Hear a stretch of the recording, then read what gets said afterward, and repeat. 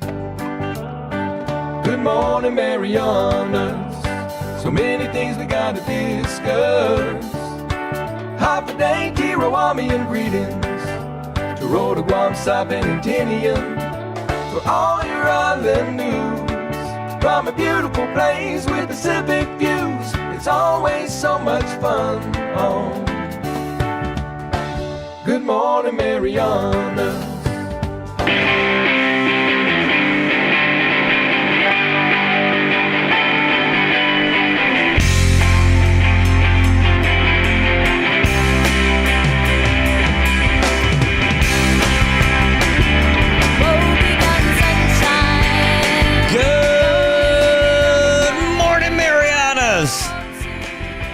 It is Monday, October 28th, out here in the CNMI, and it's time for you to rise and shine and open those CNMIs. Get ready for work. It's 7:07, baby. Don't worry, you can still make it. You can still make it on time if you're a 7:30 guy. If you hop out of bed right now, just bring your toothbrush with you to work. Don't worry about it. You can still do it and drive safe.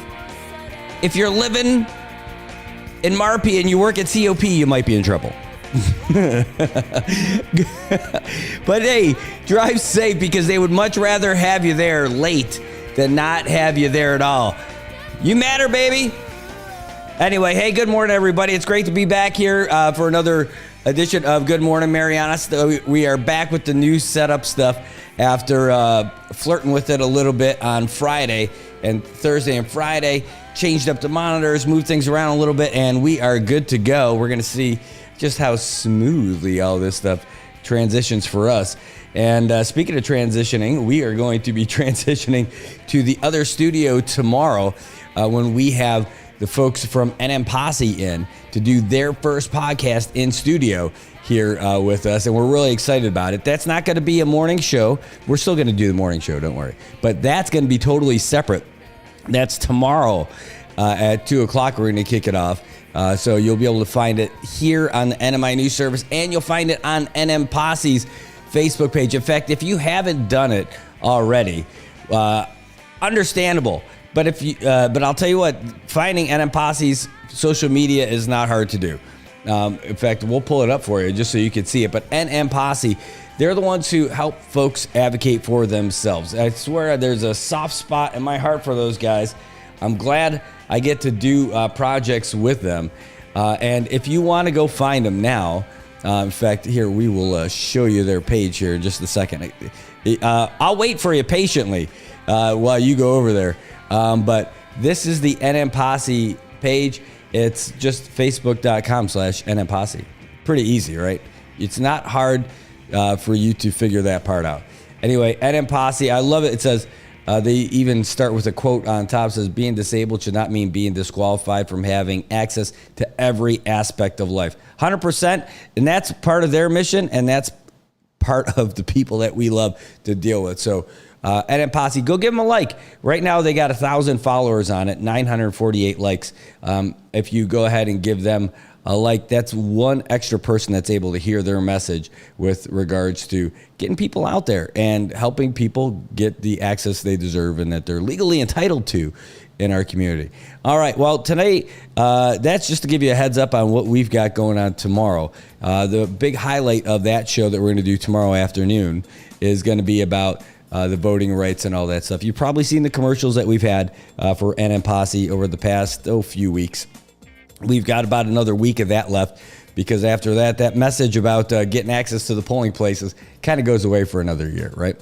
So, or at least another 2 years. So we got that one in the can, and then we'll move on to our next project with them. But that's what's happening tomorrow. So great to see you guys there, and so go give them some love. See if they give them a little bit of bump today. But they'll be on the show tomorrow for sure, and in the afternoon, and I'm looking forward to it. A lot of stuff happening out here in the Marianas. I'll tell you what, it is 83 degrees outside. There's a light rain going on, and it's going to be going on throughout the day for sure. Expect some scattered showers and It's Monday. What do you expect? Scattered showers and thunderstorms. Partly sunny skies with a high near 86. Southwest or southeast winds 9 to 15 miles per hour. Gusts as high as 18 with a 40% chance of rain. Tonight's going to drop down to about 75 with winds at 10 to 15 miles per hour. Again, gusts as high as 15 with a 30% chance of rain. So that's what we got going on weather-wise. I'll tell you what, it was really rainy over the weekend, right? Understatement. Remember all that stuff coming down, the wind on Friday, the rain, and Saturday, more of the same, and it was brutal. Well, I don't know if you guys got to see it. I don't know if you got to see it, but I can tell you that it was brutal. And we've got some photos that we could share with you from our friends over at NM Posse. Well, we were talking about NM Posse. This is NM Tech. We were talking with Jodine Attow, and she was telling us that the whole place is closed for the week while they deal with all their flooding and everything. And I mean, here's what they're looking at. I mean, this is what they experienced.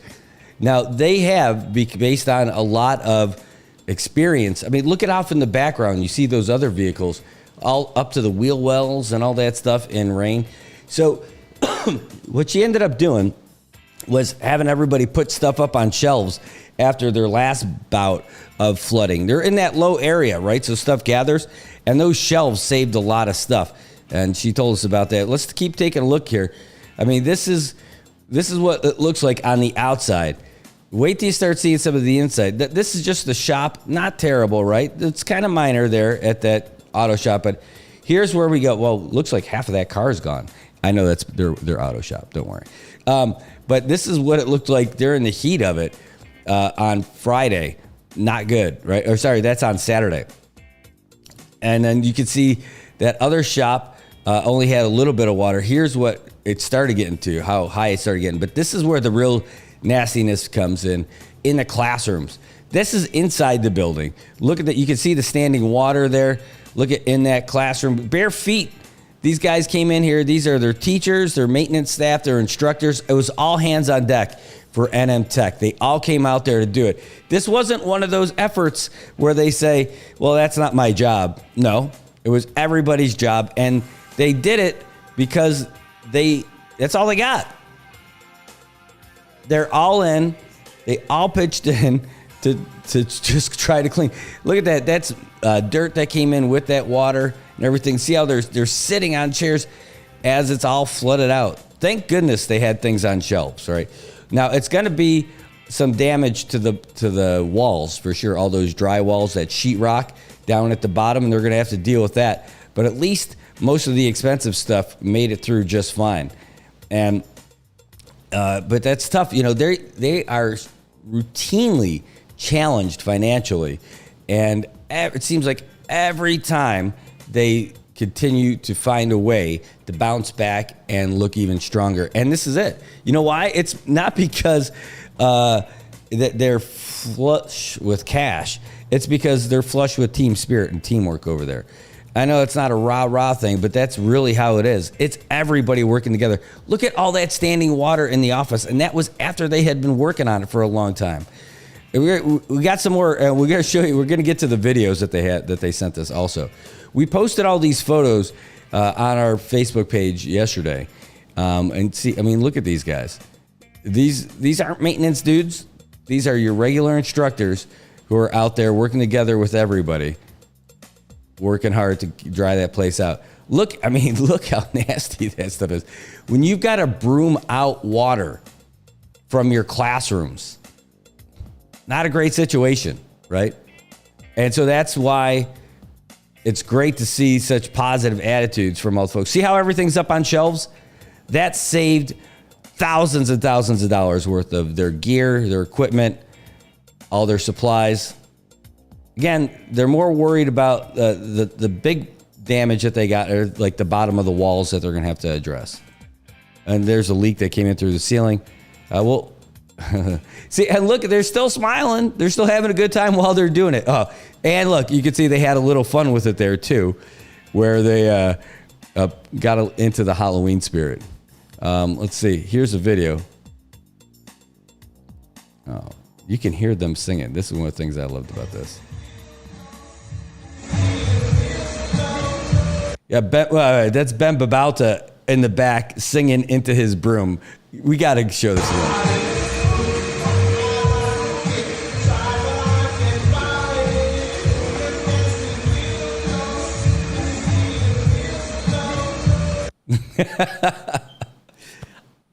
I love it.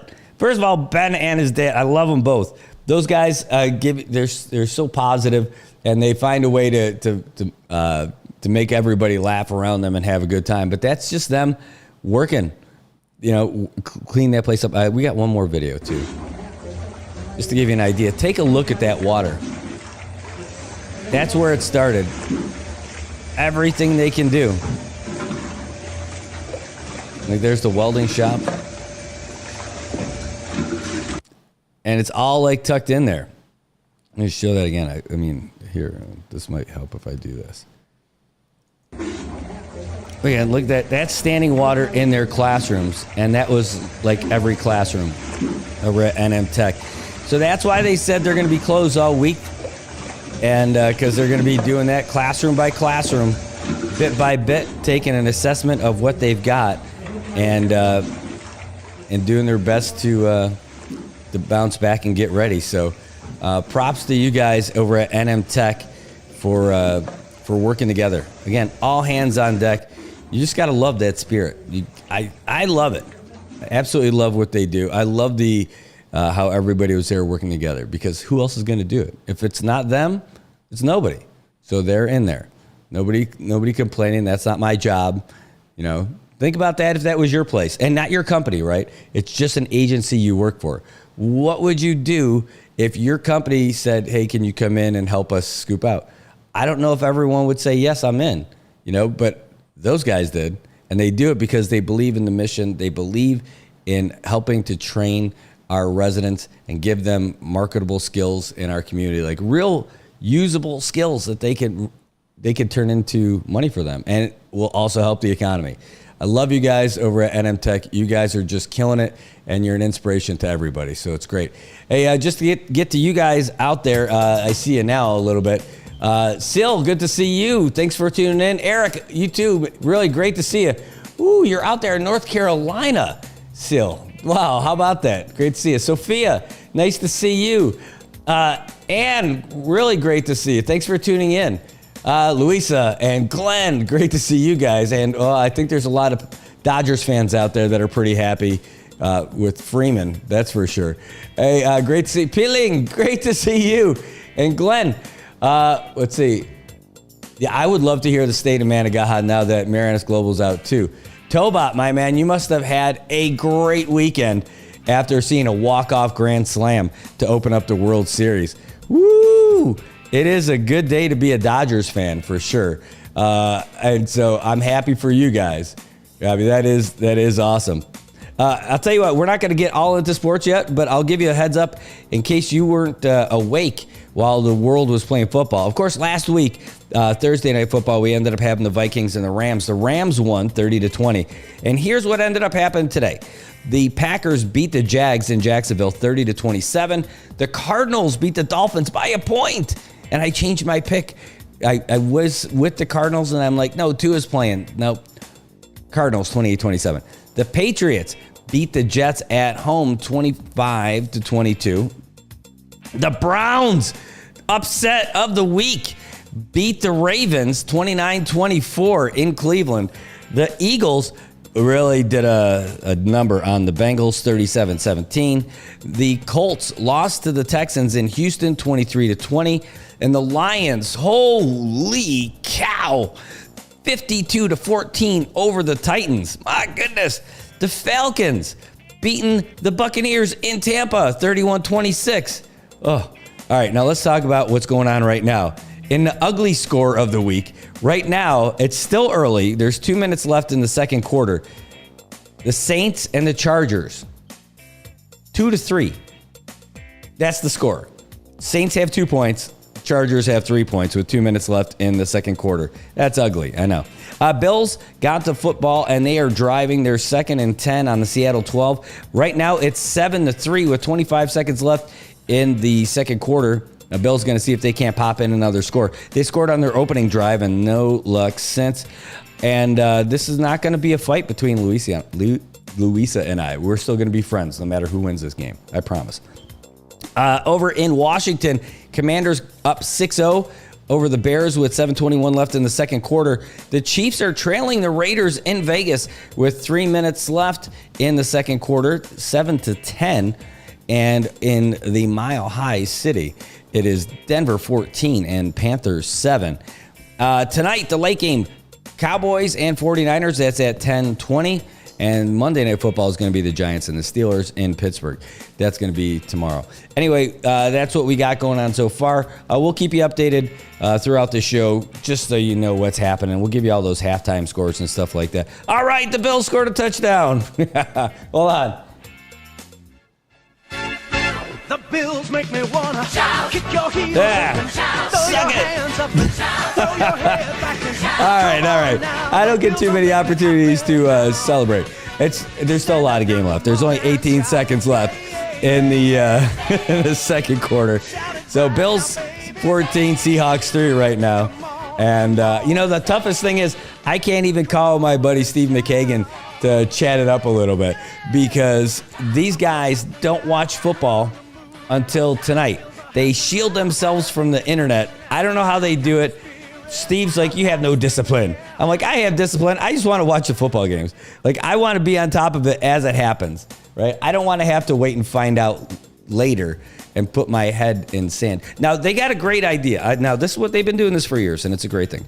Somebody's got the subscription for the NFL Game Pass, so you can watch all the games after they're played. This big group of guys, they get, and ladies, they get food, they bring beverages, and they all meet at someone's house. And it's a different place each week, right? And on Monday, they pay no attention to that football game behind the curtain. They show up at that house, and they already block off the bottom of the TV that's got all the scores on it. So you're not tipped off about what happens later in the other games. In the games that aren't as important, that they don't have a whole lot of fans for, they put in like the real fast version of the game, just the little clips. And like for this game, Seattle and Buffalo, right? My buddy Steve and I, he's a Seattle guy, I'm a Buffalo guy. We'd watch the longer version of the game. It's not the full game. They cut out all the commercials and everything. And that one takes a while. And I want to say like 45 minutes or something like that. But they do that for every single game. So they're there late, like 10 o'clock. I mean, I know that doesn't sound late, but on a school night, right? So they get there early and watch every game. And that's how they find out who won. Not by the internet, not by anything else, just that. It's not something I can handle. I'm not good with that. Anyway, that's where we're at right now with the scores for the NFL today. So hooray for applesauce. I've got some other things to tell you about today. Early voting starts tomorrow. Yes, early voting starts tomorrow. You know, when they put the tents out across from the multi-purpose, everyone's got their banners, their flags, the food. I know they can't do alcohol for sure, but they can do the food. And, well, maybe they have alcohol. I don't think they do, but who knows? Maybe they do. But I do know that they do plenty of food. It's my favorite place to get a tuna sandwich. Pick a candidate, go to their tent, and biba a little bit.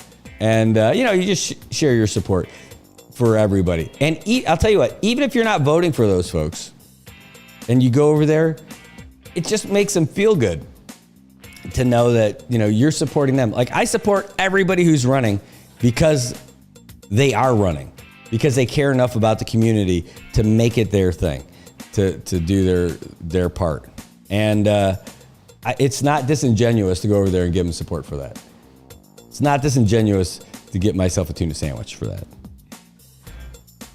And yes, I'll be happier if it's a tuna as opposed to an egg sandwich. I don't understand the appeal of egg sandwiches. It's just not good.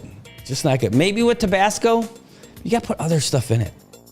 I don't know what the other stuff is. Bacon? Maybe? Yeah, I think then it's good. But just the egg salad? Oh, gosh, I can't do it. I can't do it. Maybe paprika, you put some of that on there? Maybe? I don't know. Everyone's got their preference. That one's not for me. But I'll tell you what, tomorrow, early voting starts. Saipan, Tinian, Rhoda. And then on November 4th, that is the last day of early voting, And then November 5th is the general election. And for the general election, we will be there all night at the Multipurpose Center because we're going to be there live the whole time. We'll be taking your calls. We'll be taking your questions. You can comment in the comment sections. But again, the coolest part about it is that you can call in. It's a live call-in show. And there's a lot of time to fill, right? So remember when we did it last time, people were taking jokes. If you got jokes, call in and give us a good joke. It was a lot of fun. And, I don't know that all of you guys were tracking us last time when we did that, but you will be this time, hopefully. And we'll get a lot more traction. But we're going to have the full-on setup. It's not just going to be somebody with a phone and a tripod. This is going to be our full-on show, full-on production. And I'm really excited about it. We had a great time last time. We had a great team in place to cover the whole thing, and pretty stoked. And let's see what else is going on. Let's get into what time is it? It's 7:30. I got an update from I do have the update from AP, but I only have one from them today, so I'll save that until we hit 8 o'clock. I got a couple of different commercials. I got a new commercial to debut for you guys today. That's right. We're officially in the campaign commercial business. It only took all campaign until this week. That's okay. We'll take it. We'll take it. People put.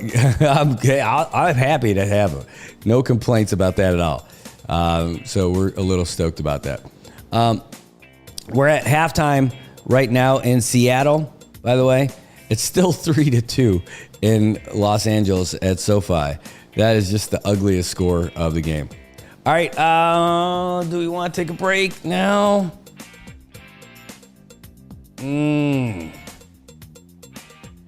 Well, we'll talk about this first. Just because it was great. There was so much prep work that people put in to make the Autumn Festival a hit at Sugar King Park. It was a big deal, but the weather threatened it. It was terrible weather. The high winds and the rain and everything, but thankfully, the wind had already started to die down a little bit on Saturday. I mean, we really caught a beating on Friday, and we caught a beating on Saturday, but toward the evening, it got a lot better because yesterday, was great. It was gorgeous. We got to dry out a lot, too. It was awesome. But the Autumn Festival from the Japanese Society of Northern Mariana Islands was outstanding. The mayor's office had a lot to do with it. Japanese Society had a lot to do with it. And it was great. They had all kinds of booths with food and beverages and games. And they had all kinds of fun. They even had like a little garage sale going on too. But they had visiting groups from Japan that came out here just for this. That's why when people were like, are they going to cancel it? Heck, no, they aren't. They got people who flew in here from Japan. Our tourists were there, so it's great. Tobot says, are stores still going to sell beer tomorrow? Asking for a friend. Yes, the prohibition on beer sales is not for early voting. That's just for election day.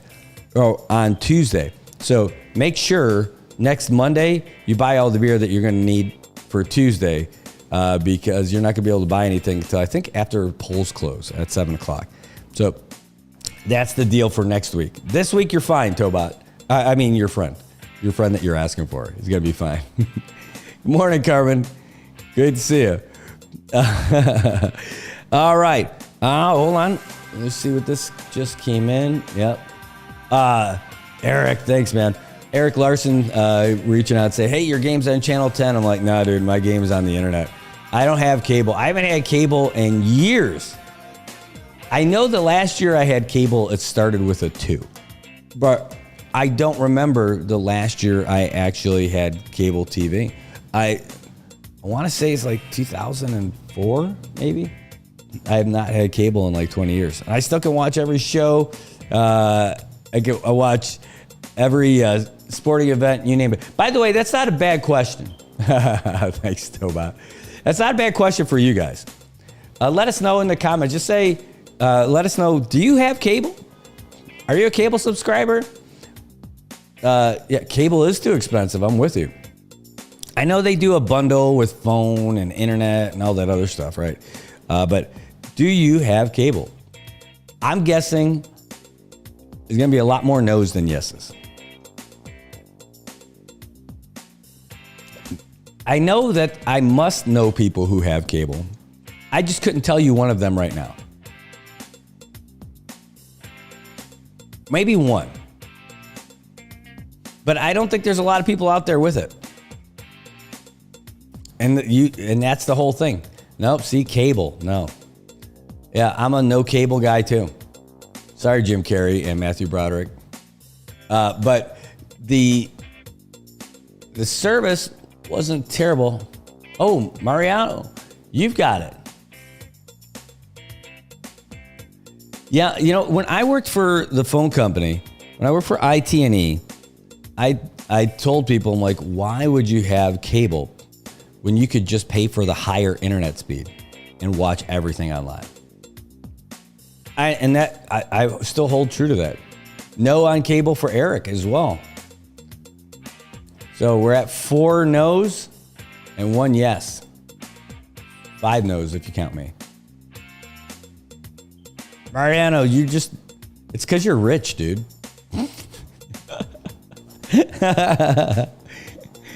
Eric's got no on that also. Yeah, I'll tell you. So it's good. It's good to know. And no for Louisa. Yep, exactly. She's like Hulu, Max, Disney Plus, and the bundle. Yeah, I mean, I hear it. Like we have Amazon Prime Video. We had Netflix and Amazon Prime. I'll tell you, Netflix was a better deal when they first started, and they just kept getting more expensive. And it seemed like more and more things weren't accessible to us out here in the CNMI. So we ended up dropping it.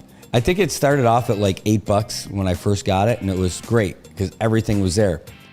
And then I think it was like 24 or 25 when I dropped it, and it was hard to even watch stuff, you know, if it wasn't offered out here. Because when I would watch it from my account when I went to the States, you know, everything's there. It was great. So not sure why they would restrict it, but they do.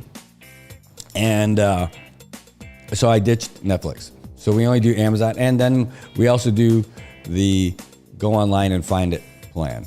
You know, you can go online and find any movie you want.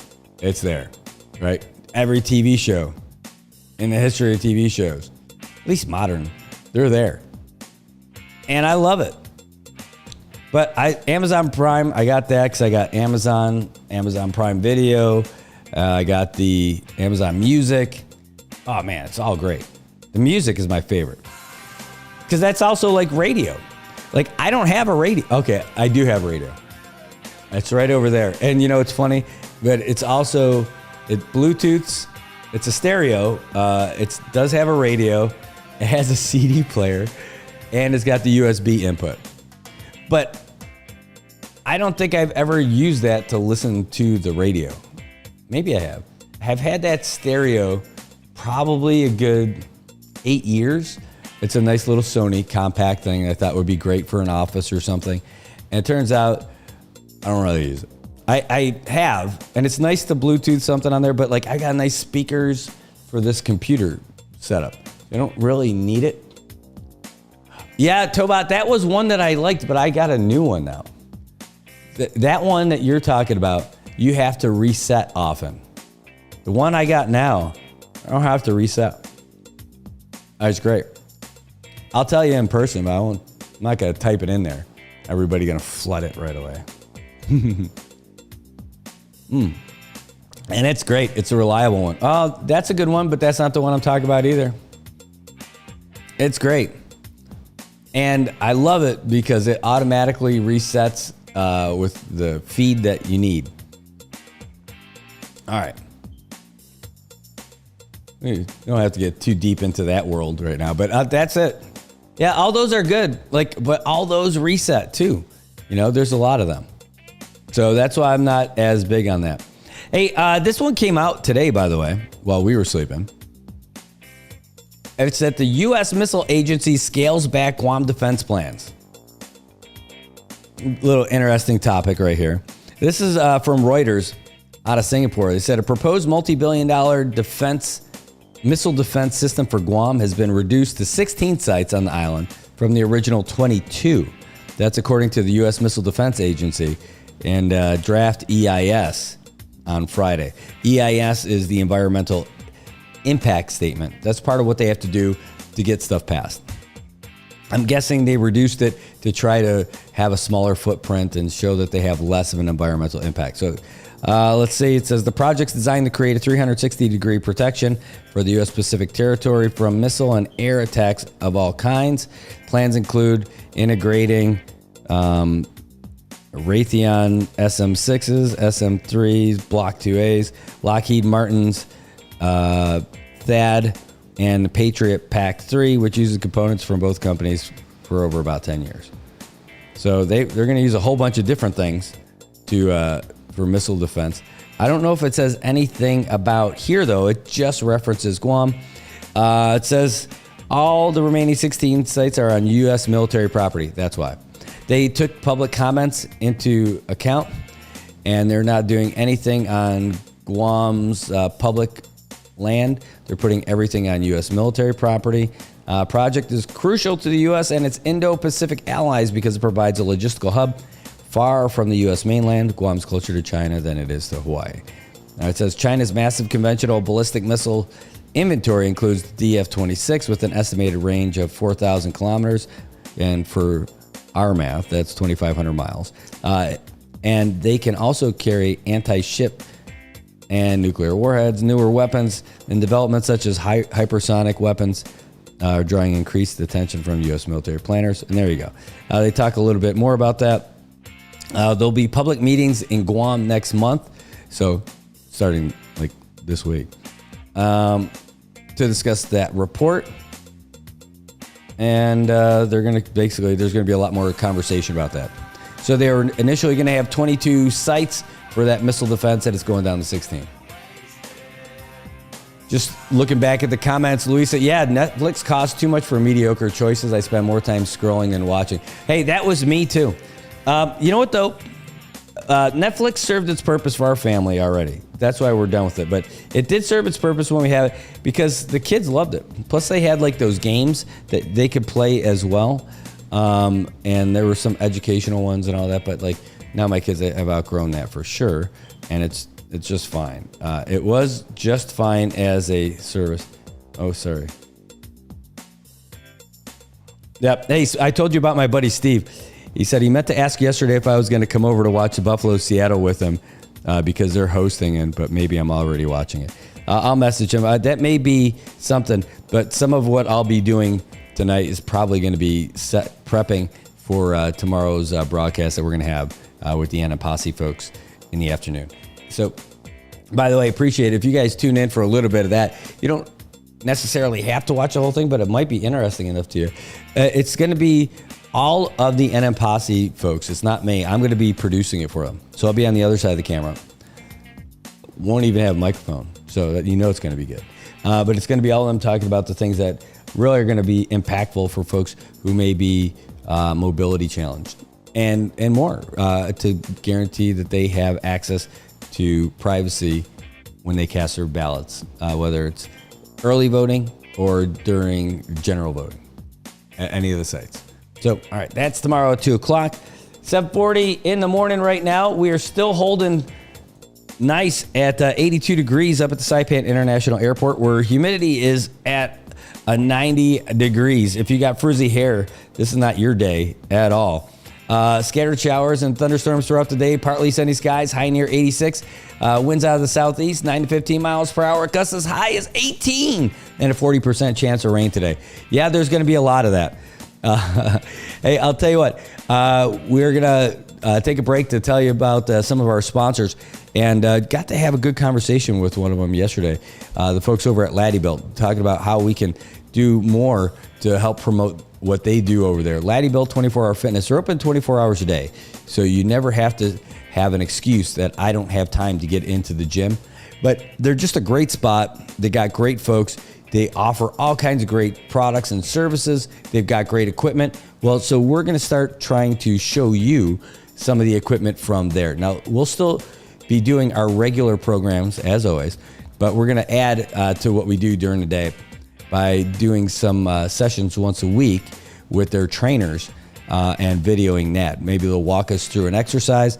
Maybe we'll just spend a half an hour on the spin bike just as a little conversation, as an interview. So incorporate a little fitness with the interview. And then it's also a great opportunity for them to show off some of their skills and their training. I mean, they're certified fitness trainers. You're not just walking in and talking to some dude who's like, hey, you need some help with that? No, these guys know what they're doing and they're certified. And this is their livelihood. They get paid by you for helping you get fit. By the way, if you go down there, you're going to you sign up, you're going to end up getting discounts at PHI Pharmacy as well. They do all kinds of great stuff. So here, we're going to send you a little bit about Laddie Built right now, and we're going to send you, let you see a couple other commercials we got going on that are new. A little over 3 months ago, I declared my candidacy for CNMI's delegate to U.S. Congress. I wanted to give our voters a different choice, a choice more befitting the spirit of our islands, a choice who isn't beholden to big money party politics, and someone who would voice the collective interests of all who call the CNMI home. Service to our community starts with a dignified, even-keeled approach to every issue with all people all the time. Our next delegate needs to be someone with a proven, unblemished record of placing a high value on dignity and respect for all. Our next delegate needs to be someone focused on service above self. And our next delegate needs to be someone who is willing to represent all of our citizens, not just a select few.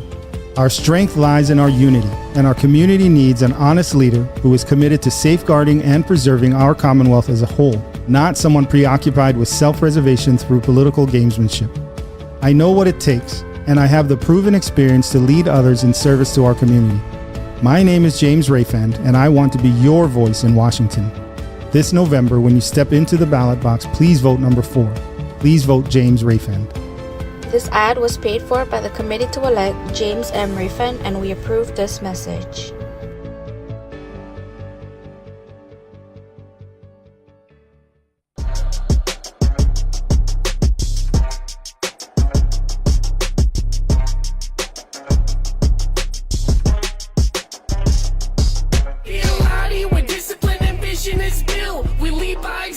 Persistence to build, be the inspiration, they witness approve. We do what we do by the rules in the book. Be a lottie where discipline and vision is built. We lead by example, persistence to build. Be the inspiration, they witness approve. We do what we do by the rules in the book.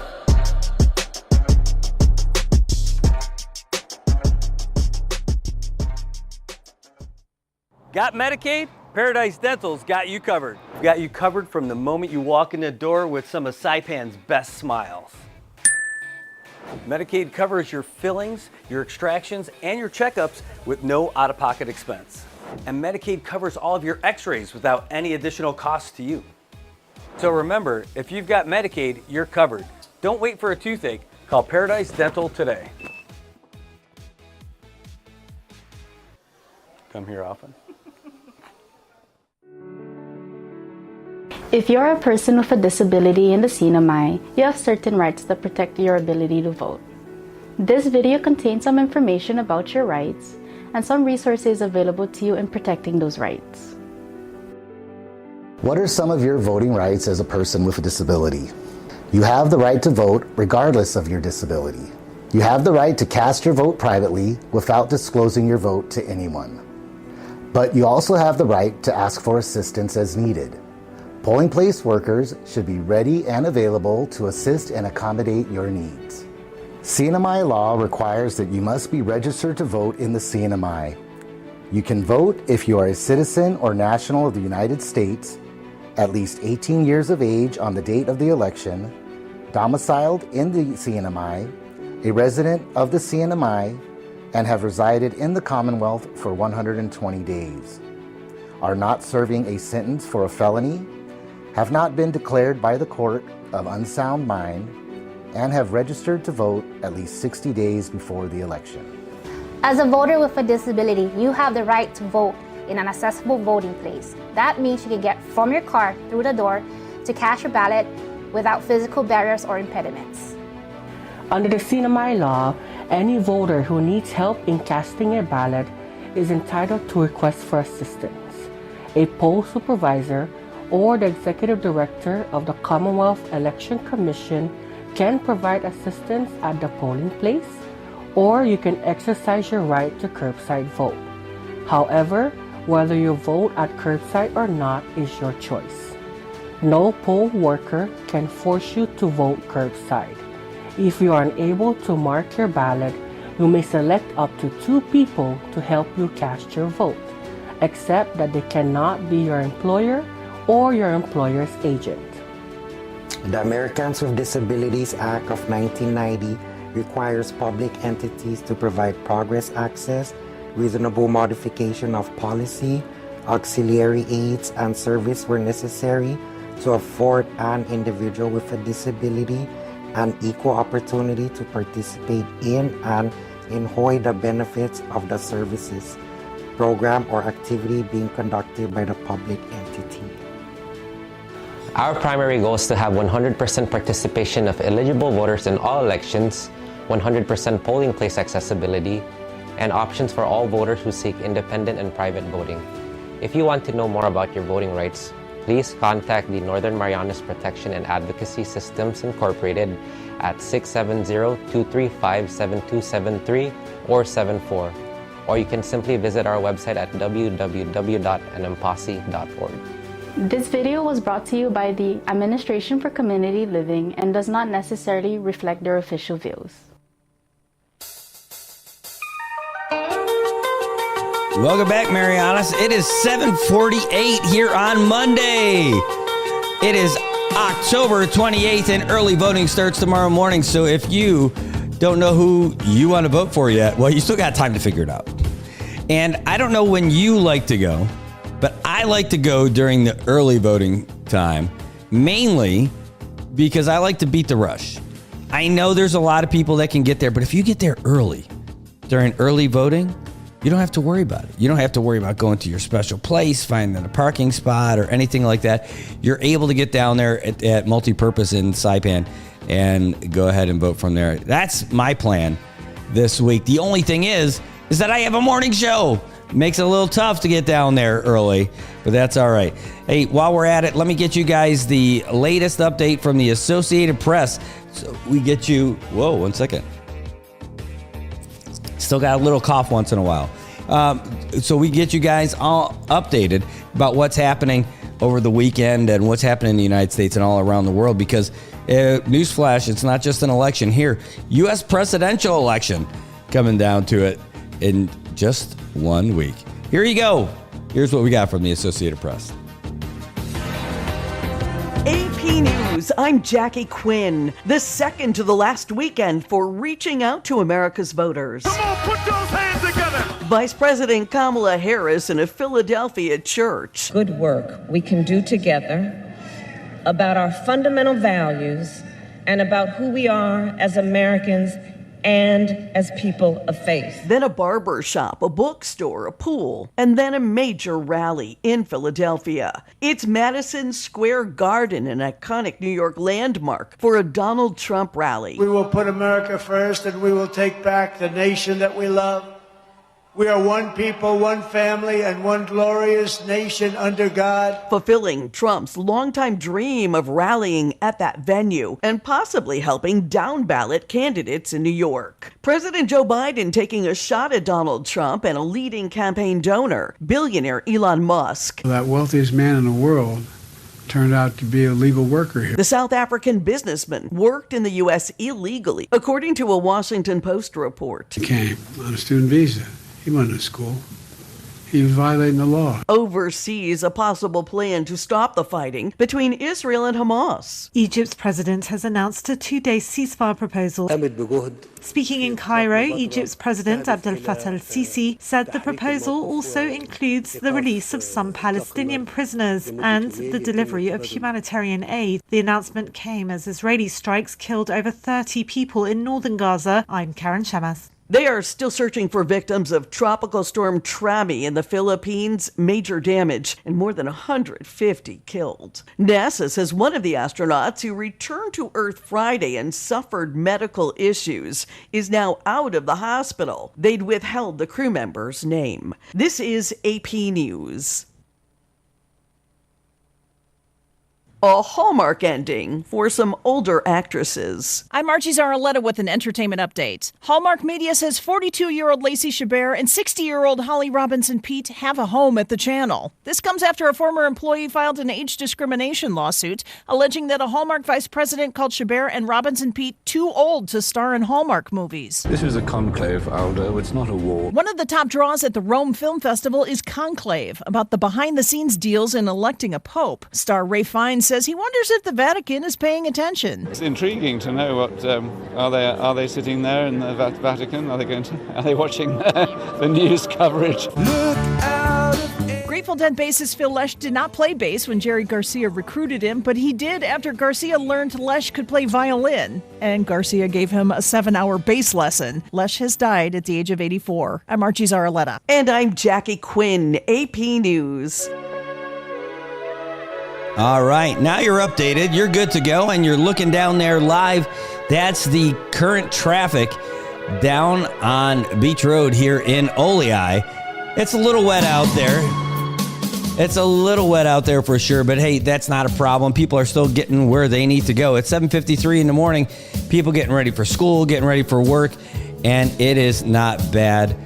It is not shabby. But we'll tell you a little bit about traffic. It might not look like anything right there, but that doesn't mean there's not traffic around the islands. I'll tell you what, the flooding was so bad over the weekend. It was so bad.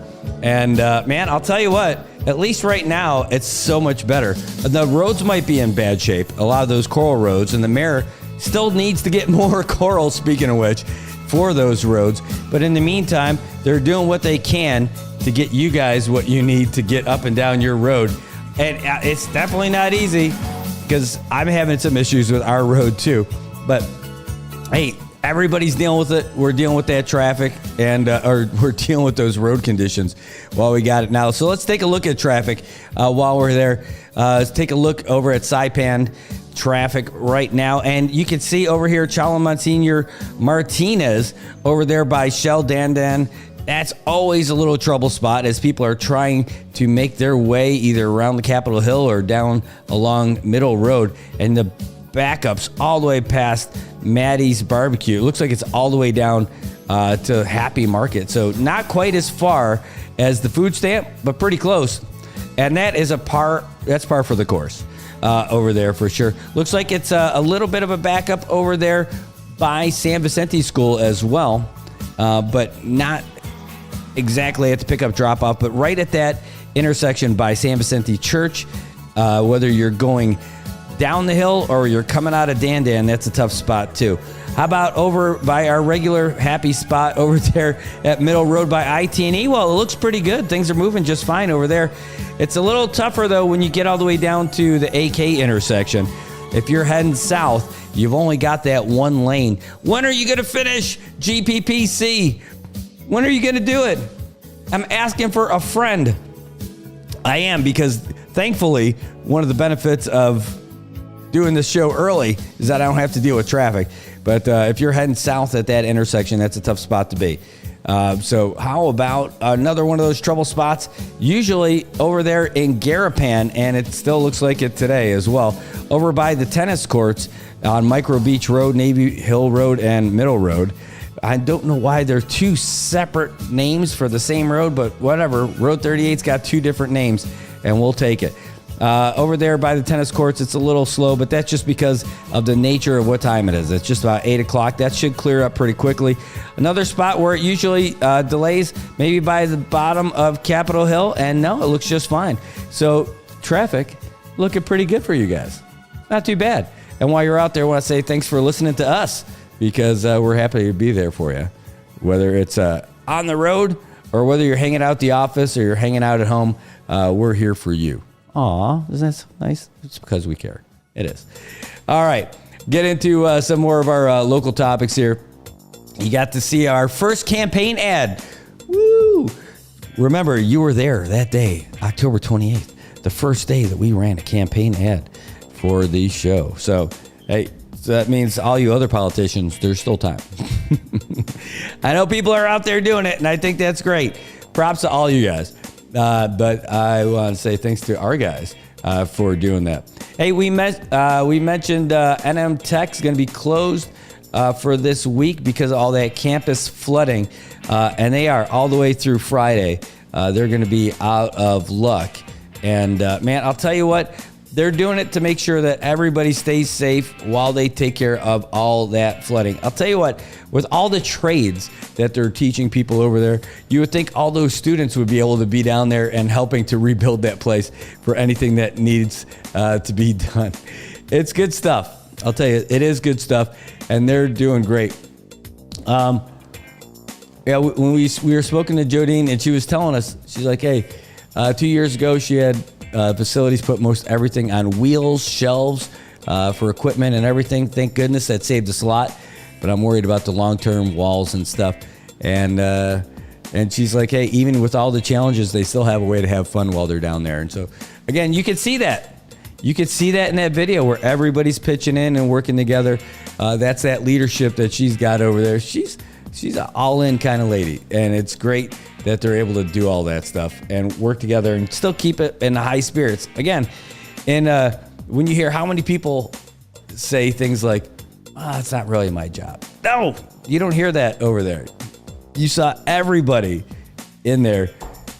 No shoes or Zoris required. You know, you're barefooting out there trying to scoop out all that water and clean all that stuff. Absolutely loved it. Absolutely loved it. All right, let's get you an update. Bills now 17-3 over the Seahawks. The ugly score game continues. Saints 5, Chargers 9, with just starting the second half. Bears trailing the Commanders at halftime 9-0. Just about to start the third quarter, and already a big turnaround. The Chiefs now leading the Raiders 17-10.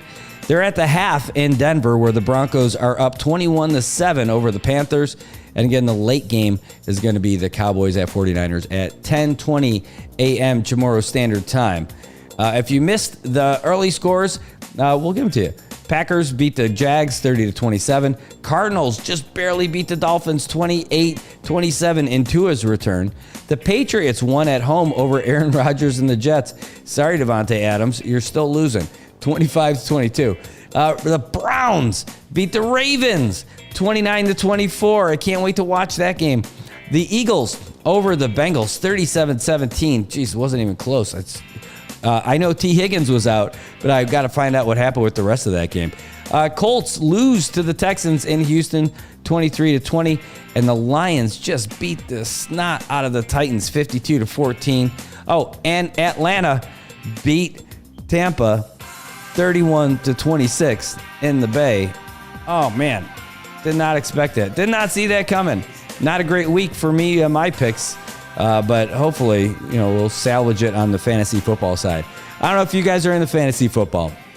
It took me years to get into that stuff, and then I finally found it, and then I just enjoy it. Last year was not a good year for me, so this year's a great bounce back year. Last year, 2 years ago, I won every single game. Last year, I lost every single game. There's no medium. It was just all gas, no brakes. And then it was all brakes, no gas. Well, at least this year it's a little more even for me, and I'm happy about that. I don't. By the way, I'm getting back to the paper. I do love reading the letter to the editor. I mean, I like Zaldi's editorials. Let's put that I like to read first. But I like getting a gauge from the whole community by who does letters to the editor. By the way, if you write a letter to the editor, send it to us too, so we can put it out there for you. In fact, if you want, you could come in and we'll record it for you and play it, because that would be pretty neat to play it during the show. Anyway, and I've seen this guy writing a lot lately, and I don't think I know who he is. I know his name. It says it right there in the letter. Frankie Maglonia has been writing a lot lately. about a lot of different topics. And I like that. I like it when people take interest in what's happening in the community. Certainly. It's just always interesting when it comes out of the blue. Like for me, his letters are relatively out of the blue and writing a lot about stuff. Don't get me wrong. He's not giving Ambrose a run for his money. Ambrose is still the most prolific writer of letters to the editor. For true. And he's got another one today, too. You know, you love him or not, it's up to you. It's interesting. It is. To me, we have a lot of characters in our community, and he's one of them.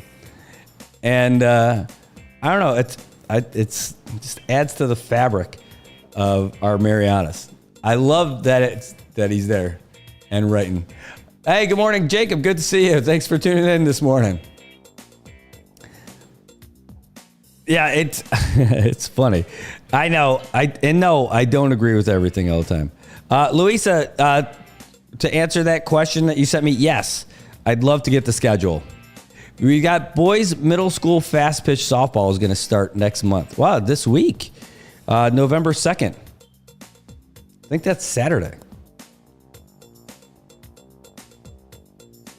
Yeah, so that's going to happen, start this week, but we're getting the schedule. I had a conversation with the public schools athletic coordinator. I don't know if that's his official title. Last night, I said, hey, I know you guys got a lot of stuff going on. What would really help us with covering youth sports is making sure that we can, if we cover it, that's great. But it's no fun to just do a one and done, right? If we were there just shooting a game, great.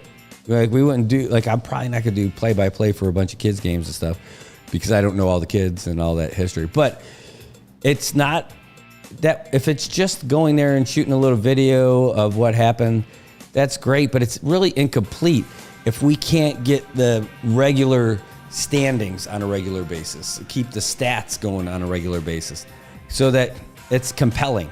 Like that, they might be some great video highlights and stuff like that, but if we can't tell the story for the whole season, then it's not as compelling. You know, like that way you get our buy-in by getting that stuff to us. So they like that idea, and they're going to coordinate that, and they said it's probably not going to be difficult for them to do that for us at all.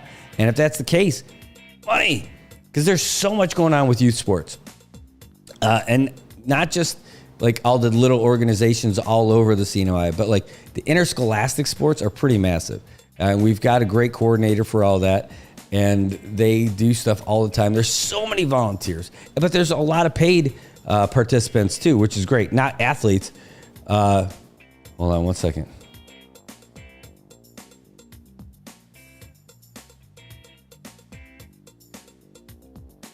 Awesome. Just got a great message.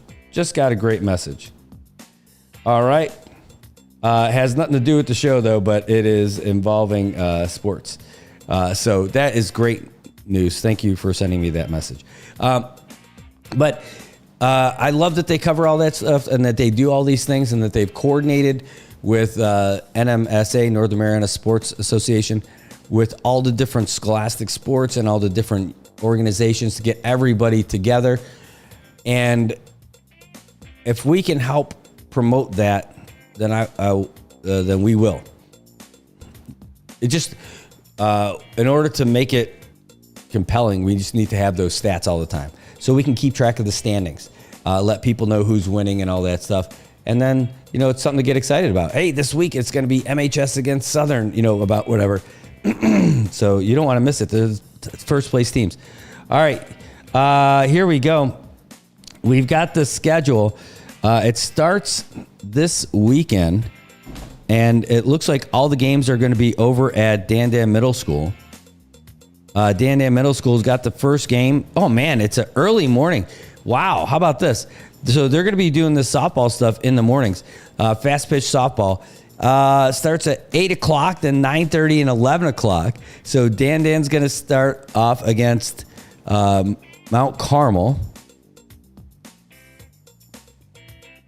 Hold on. I got to know what those initials are.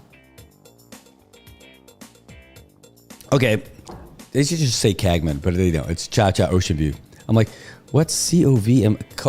Cha-Cha Ocean View Middle School against Tinian, or is that Tenapag? Probably Tenapag. Tenapag Middle School. And then FMS, which is San Antonio, against Hopwood. And so that's what starts this weekend. 8 o'clock, 9 o'clock, or 8 o'clock, 9:30, and 11 o'clock. So they're figuring 90-minute games. And I know that's going to be weather permitting. This is all outdoor stuff, and it's softball. So it's going to be a lot of dirt in the infield and all that. You can't play on mud. Following week, Hopwood and Cha-Cha Ocean View, Tenapag and Dandan, Mount Carmel against Hopwood 2. So Hopwood's got at least 2 teams in the league. Is there anyone else that has a little 2? No. Anyway, so they're going to be playing every Saturday. And then, wow, they change it up a little bit on November 18th. They've got a 2 o'clock game on Monday and a 4 o'clock game on Monday at Dandan. So how about that? I don't know what time school gets out on Monday. Maybe it's a holiday. But having a 2 o'clock game on a Monday, Dandan's out there home field, taking on Cha-Cha Ocean View. And then Hopwood's second team is going to be taking on Tenapag.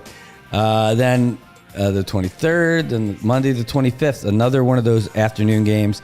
December 2nd, you got those afternoon games, and December 7th, going to be the Saturday stuff. And then the playoffs,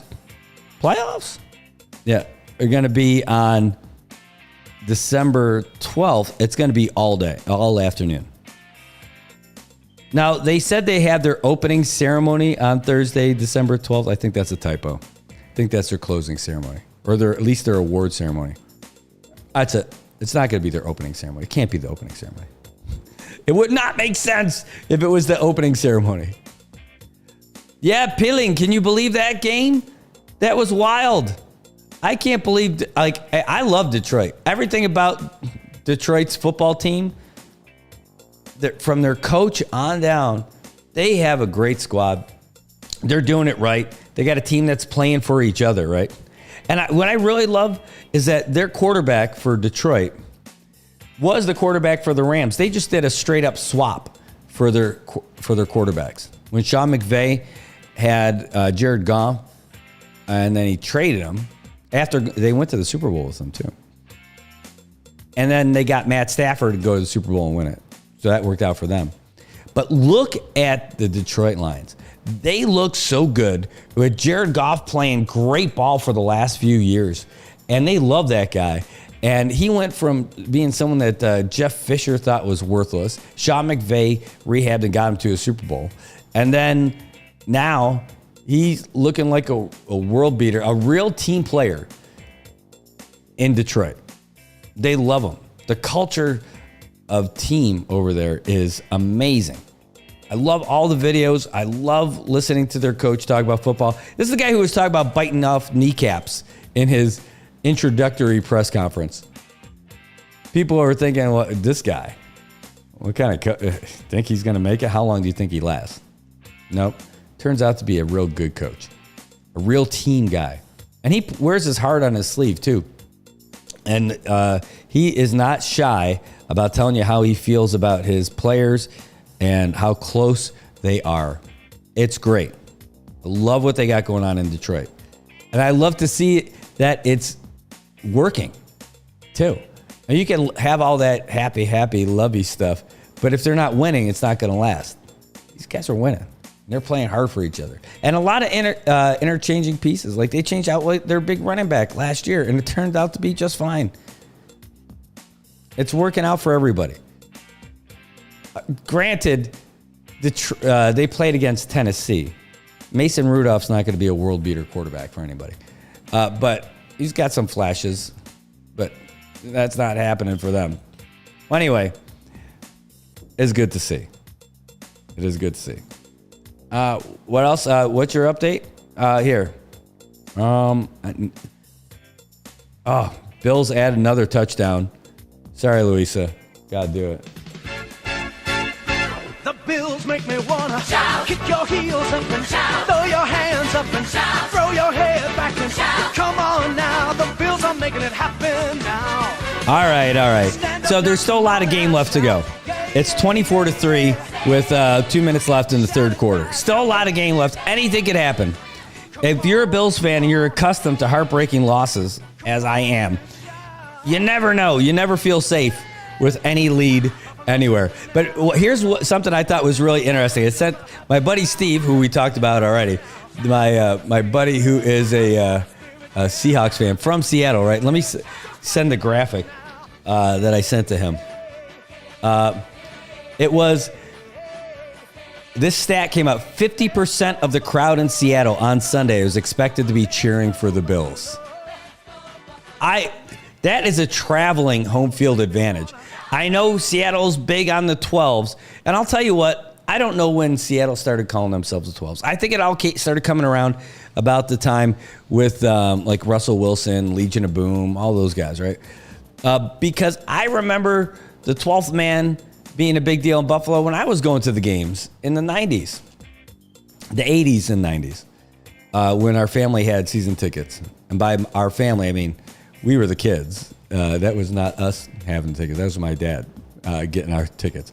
But back then, in fact, on the wall, they have like the Ring of Honor, that little wall of fame that they have. Every stadium has their own.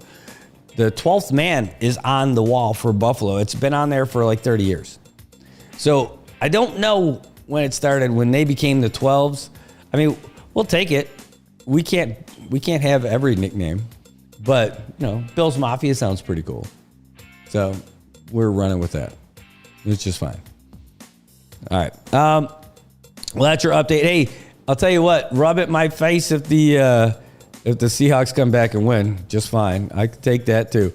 I'm not being cocky about it. When I was doing this show, and we were doing a joint show with these guys in Georgia called Petty Sports. We were on each other's show at the same time. And they were trying to get me to talk some smack against one of the guys because he's a big Patriots fan. Man, I don't like talking smack. It doesn't feel good. I don't love doing it. I have a better time talking smack with my friends on the soccer field than I do talk with people about football stuff. Because I think I know how bad it hurts when you lose. That's it. By the way, it doesn't show who's got the ball. Hold on. Seattle's got the ball right now. And they're at 2nd and 21 on the Seattle 10. With about a minute left in the third quarter. That's a tough one. So I don't like getting all swaggy when it comes to that stuff. Can't do it.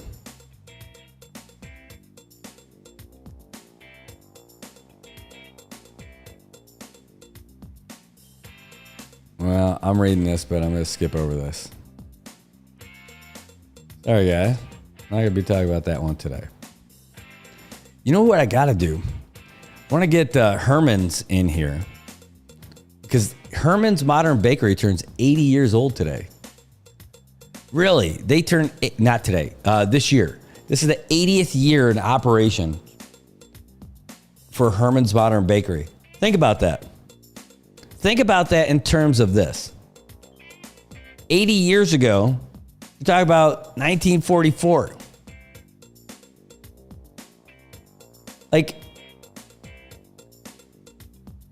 Right after the invasion, the Battle of Saipan.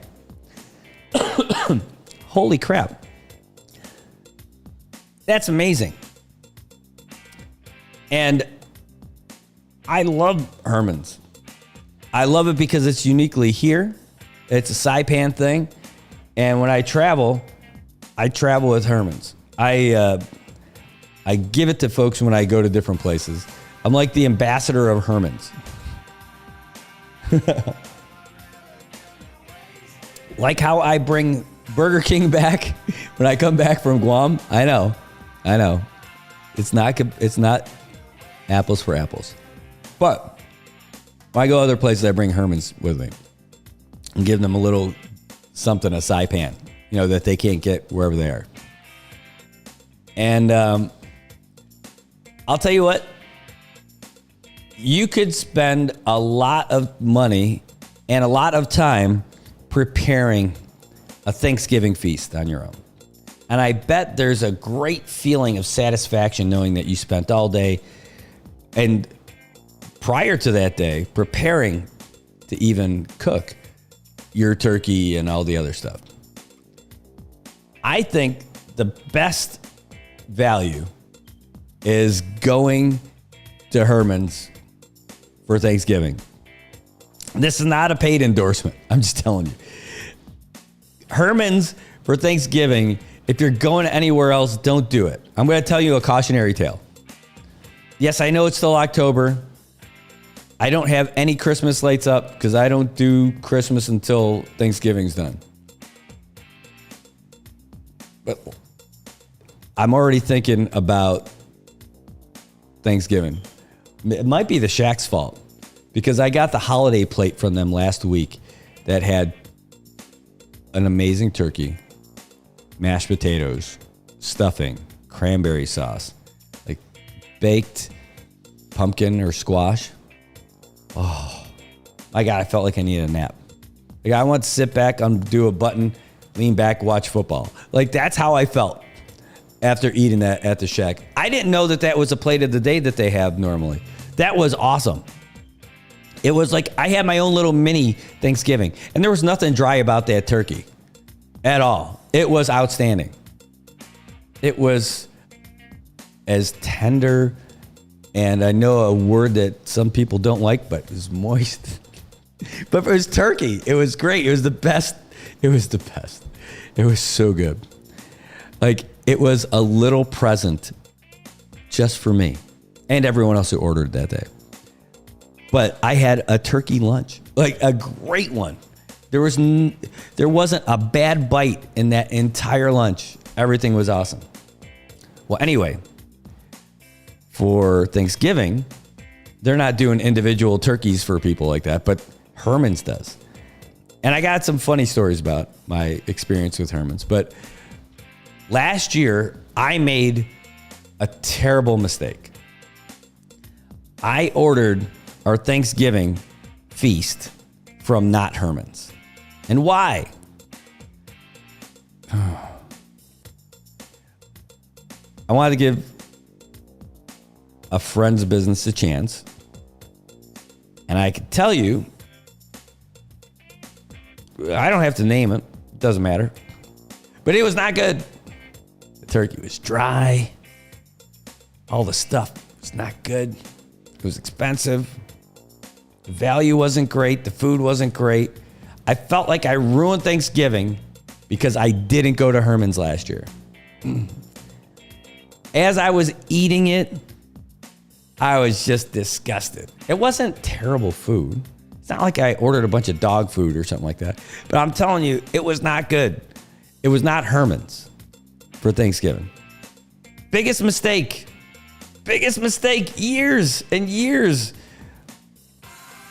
of success by going to Herman's for Thanksgiving. I made one bad choice. I got one little bite. My mom got scared. No, I made one bad choice by not going to Herman's last year. And Herman's, take me back, baby. I promise I'll never stray again. I won't. I'm a Herman's Thanksgiving guy. As long as I live in Saipan, I am a Herman's Thanksgiving guy. Just everything's great. It's so great. And like the pricing is right. I know it gets a little expensive from year to year, but it's freaking worth it. Because I'm also paying for not having to prepare it, right? But they're so reasonable because they're building the Model T on the assembly line. The T is turkey in this one. And man, it's good. The mashed potatoes, the stuffing, the gravy. Oh, the cranberry sauce, but that turkey. And I got the pies. Oh, they've got a pumpkin cheesecake. Tell me I'm lying. Herman's is the best Thanksgiving plan. I know. There's like all these other places like, Brad, you suck. No! I'm telling you. This is from experience. You should know by now. I appreciate good food. And I can eat just about anything too. But I'll tell you. All right, so let me tell you. Herman's is the best for Thanksgiving. Let me tell you some funny stories though. So, started dating Kathy. And get invited to go there for Thanksgiving. I go there for Thanksgiving. Turns out they're not a turkey family. I'm appalled. I love this lady. I am so happy to be a part of this. I go there and there's no turkey. On Thanksgiving. How can you not? I can't explain it. No turkey. All right. Deal. Next year, I will bring the turkey. So the next year, I order the special combo. I'm going to show off a little bit. Kathy's fam. Don't worry. I got this. I ordered the turkey and the ham because I know they like the ham. Even if they don't like turkey, I do. And I'll be happy to have the leftovers. No problem. That's a problema. So get all that stuff. Pick everything up. Wait in line at Herman's. I get all this stuff and put it in my car. Yeah, it was a car back then. Drive over there. Bring it all in. Like there may have well been trumpets. Here comes the turkey. Everything's wrapped in foil. You bring it all in. It smells amazing. Get it on the table. All right, it's time to unwrap and get ready to do the prayer. There was no turkey. They gave me 2 hams. 2 hams! 3 if you count me. But they gave me 2 hams. I'm like, no. I meant. Anyway. Called Herman's. Like, we're all out, man. Sorry. Like, somehow we mixed it up. We'll make it up to you. On a different day, you can come by and get another turkey. I'm like, all right. And they did. And it was great. That was actually even better because I got to have the whole turkey to myself. And forever I had leftovers. It was great. Ricky, no kidding. Great to see you. Hope everything's out there in the Bay. There's a big game out there today, the Cowboys and the 49ers in San Francisco. If you're a 49ers fan, good luck. Hey, Vincent Raymond, I love ham too. Don't get me wrong. It wasn't terrible because I still got the ham. And they make a good ham over there. It was great. But, again, I foolproofed it. No turkey. It was a tough one. Tough pill to swallow. I did everything I could. All right. Oh, I have one other turkey story. And this was for buying turkey. Because I was going to make it this one year. I didn't make it, but what did we do? Did we try making it? Or did we give it to someone else to make? I can't remember. But here's what I do remember. Remember, you got Payless Super Fresh, right? They used to be across the street before they opened that, right? At the old Mitetsu Mart. That was when it was the truckload store and all that stuff, like direct from Kmart. But they also had like a little grocery area. So they had the turkeys there. It said $1.65, like $1.65. Now, I knew exactly what they meant, but it wasn't labeled that way. It didn't say $1.65 per pound. It said $1.65. So when I went to the register, she went to ring it up big. And I'm like, no, it says $1.65. Jay Santos, he's like, yeah. All right, you got to give it to him for $1.65. I'm like, yes. So I went and got another one. Paid the right price for the second one as a make good. And then we donated the $1.65 turkey to the folks from Guma Esperanza. I'm not going to eat 2 turkeys. I mean, I could. But you're gifted something like that. You got to do something with it. So that's what we ended up doing. And they took it, and it was great. So there's my turkey stories. My 2 hams, no turkey. The first Thanksgiving with Kathy's fam with no turkey. The second one where I guarantee it by ordering all the stuff from Herman's and we get 2 hams. And then that other one. But and then the tragedy that was last year. I'm not going to tell you where I went last year. Maybe they'll be better this year, but I'm not messing around. I am no longer messing around. I am 100% a Herman's guy. When it comes to Thanksgiving, if it's not Herman's, it's not Thanksgiving. Granted, if you're making everything at your house, that's fine. I'm there. But if I'm buying it, I'm going to Herman's. I'm not going to risk it again. Ever. You know what? I don't know what their deal is this year. In fact, let's look at that. They come out with the ads. I just haven't seen it yet. Let me see if I can find it right now. Herman's Modern Bakery. Let's find out if they've got their deals up already. They do. No, that's from last year. They have last year's stuff up, but they don't have this year's stuff. I'm scrolling through just in case I'm wrong. They just ended up having like a big promotion.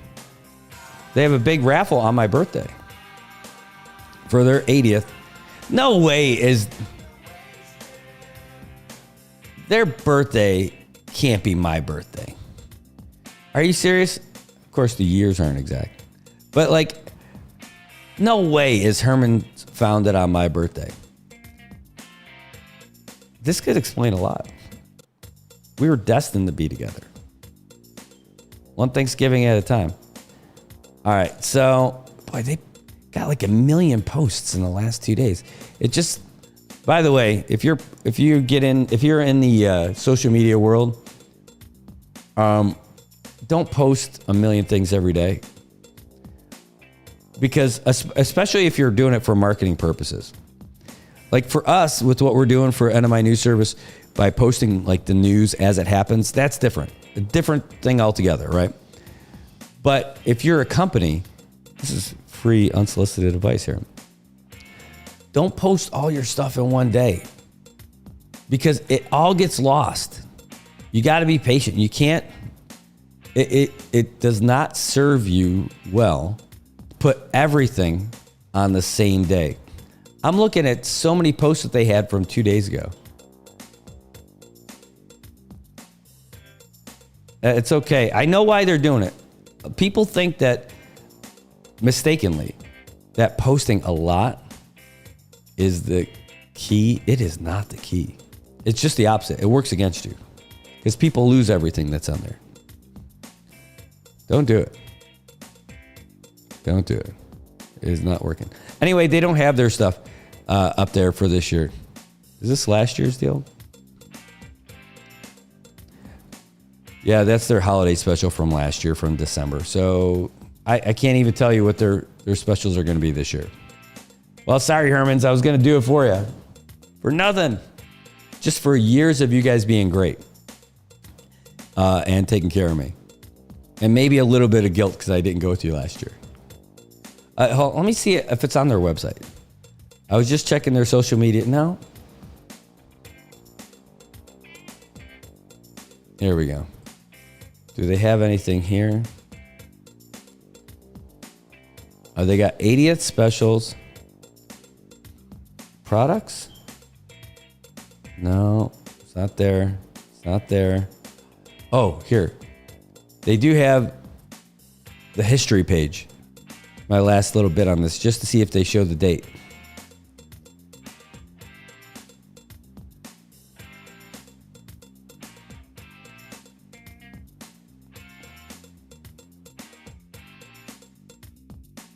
It was November when they moved to Chalakanoa. No way it was on my birthday. It doesn't have the date. It just says November of 44. No way. That's great. Well, anyway, to get back to it, though, they don't have the holiday specials up yet, which is the thing I'm most excited about. All right, it's 8:30. We're going to take a real quick break, guys. While we are done with our little Herman's Modern Bakery Love Fest, let you know what's going on. It's 81 degrees out here in Saipan. Humidity's up to 94%. Is that the highest? Have we hit 100 before? I don't know, but it's 94 right now up at the airport. Looking at scattered showers and thunderstorms throughout the day. Partly sunny skies with a high near 86. Southwest winds 11 to 15 miles per hour. Gusts as high as 18 and a 40% chance of rain. Tonight, it's going to drop down to about 75. Same deal with the showers and thunderstorms. Same thing with the wind, 10 to 15 miles per hour. Gusts as high as 18 with 30% chance of rain. That's not too shabby. All right, guys, we're going to take a real quick break. When we come back, we're going to be closing out. We're going to have the sports update from the Associated Press. We'll keep you updated with the NFL scores. Talk about another House bill that passed last week that I think is pretty important stuff. And we'll go from there. Anyway, we'll be back with more right after this. A little over 3 months ago, I declared my candidacy for CNMI's delegate to U.S. Congress. I wanted to give our voters a different choice, a choice more befitting the spirit of our islands, a choice who isn't beholden to big money party politics, and someone who would voice the collective interests of all who call the CNMI home. Service to our community starts with a dignified, even-keeled approach to every issue with all people all the time. Our next delegate needs to be someone with a proven, unblemished record of placing a high value on dignity and respect for all. Our next delegate needs to be someone focused on service above self. And our next delegate needs to be someone who is willing to represent all of our citizens, not just a select few. Our strength lies in our unity, and our community needs an honest leader who is committed to safeguarding and preserving our Commonwealth as a whole, not someone preoccupied with self-preservation through political gamesmanship. I know what it takes, and I have the proven experience to lead others in service to our community.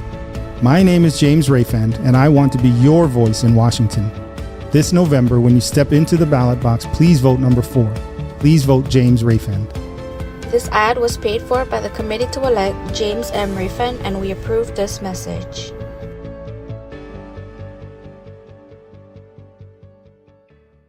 Got Medicaid? Paradise Dental's got you covered. Got you covered from the moment you walk in the door with some of Saipan's best smiles. Medicaid covers your fillings, your extractions, and your checkups with no out-of-pocket expense. And Medicaid covers all of your x-rays without any additional cost to you. So remember, if you've got Medicaid, you're covered. Don't wait for a toothache. Call Paradise Dental today. Come here often. If you're a person with a disability in the CNMI, you have certain rights that protect your ability to vote. This video contains some information about your rights and some resources available to you in protecting those rights. What are some of your voting rights as a person with a disability? You have the right to vote regardless of your disability. You have the right to cast your vote privately without disclosing your vote to anyone. But you also have the right to ask for assistance as needed.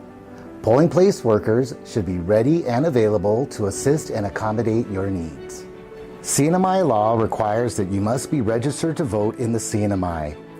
You can vote if you are a citizen or national of the United States, at least 18 years of age on the date of the election, domiciled in the CNMI, a resident of the CNMI, and have resided in the Commonwealth for 120 days, are not serving a sentence for a felony, have not been declared by the court of unsound mind, and have registered to vote at least 60 days before the election.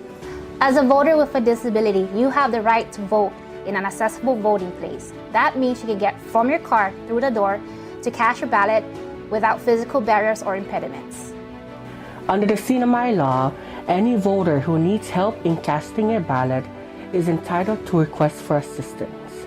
A poll supervisor or the executive director of the Commonwealth Election Commission can provide assistance at the polling place, or you can exercise your right to curbside vote. However, whether you vote at curbside or not is your choice. No poll worker can force you to vote curbside. If you are unable to mark your ballot, You may select up to 2 people to help you cast your vote, except that they cannot be your employer or your employer's agent.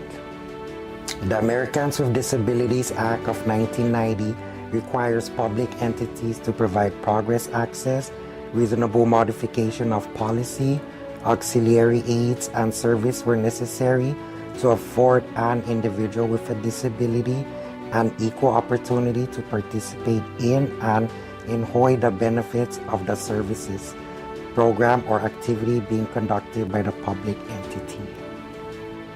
Our primary goal is to have 100% participation of eligible voters in all elections, 100% polling place accessibility, and options for all voters who seek independent and private voting. If you want to know more about your voting rights, please contact the Northern Marianas Protection and Advocacy Systems Incorporated at 670-235-7273 or 74, or you can simply visit our website at www.nmposse.org. This video was brought to you by the Administration for Community Living and does not necessarily reflect their official views. All right, welcome back, Marianas. It is 8:37 here on Monday morning, October 28th. And we've already told you that the weather is going to be kind of like this all day. You're looking at a live look at Beach Road in Olei. People hustling and bustling and making their way. At least the roads are not all corally. That's not really a word, but we're using it. At least they're paved, and you can pick a lane with the traffic cones. Maybe one day in 2024, we'll be done with all this stuff. I think it's actually going to be January of 25. I think that's the plan. So, hey, you know what? It gives us something to be proud about. We're creating jobs that last a long time. Legacy jobs on one road project here in the CNMI. But I'll tell you what, the reason why we're playing this music right now is not because of that. This has more to do with what's going on at the hospital. Yes, Dr. Thompson twins, the deep cut. I'll tell you what, if you watch it last week, we ended up doing a live stream of what was going on at the legislature, and it was really funny. We ended up being, I had the camera on inside. All the tech stuff I could tell you about with all this software and stuff. You know, you set it up. There's different scenes and all that stuff. You have different settings, each thing. So like I didn't have it like with these regular graphics packages and all that. And so for that one, I didn't have the camera muted. So I ended up having a great conversation. And I didn't realize that you guys could hear me when I was like coughing and everything too. But that explains your comments, Louisa, about needing to drink some tea or something. I really thought you guys couldn't hear me hacking up and everything. That's so I guess sorry and you're welcome at the same time. It was pretty awful. At least, and I'm still got some of that going on here, but at least I'll throw it to a commercial or I could press mute for the coughing. Anyway, the reason why I got this on is because during that legislative session, the House of Representatives passed a bill to change the billing rate at CUC at the hospital. There's 3 tiers out there. There's the residential rate, the commercial rate, and the government rate. The government rate is by far the highest. It is crazy high. But the purpose of it, when it was established years and years and years ago, way before my time, was to really help, kind of like a redistribution of wealth, if you will. Because what they're doing is that the government will pay for it with the taxes that it gets from all the other entities and all that other stuff, and pay at that higher rate so that the individual end user, the people with the least earning, with the least amount of income, will be able to pay the least amount, right? And with assistance with that LEHEP, right? So the problem is that the rates are so high that they have resorted to just not paying them. And that's what's been going on with the hospital for years. In the 10 years since I left the utility, They went from owing like $32 million in utilities to over $60 million in the utilities. And when you do the math on it, it really is basically them not, it really is not, it's them paying for everything else except for their utilities. So what they ended up doing was introducing a law to change the rate so that CHC only pays the commercial rate instead of the government rate. That's a big deal. That's going to drop their rate considerably. Now, I wonder though, if that passes the Senate, will that open the door for other, at least semi-autonomous agencies to do the same thing, using CHC as an example? What about CPA? They're one of those. What about another independent agency? PSS. What about another one? CUC. Those are just a handful that come to mind now. CUC can pick their rates whatever they want. But that's just an internal shuffling.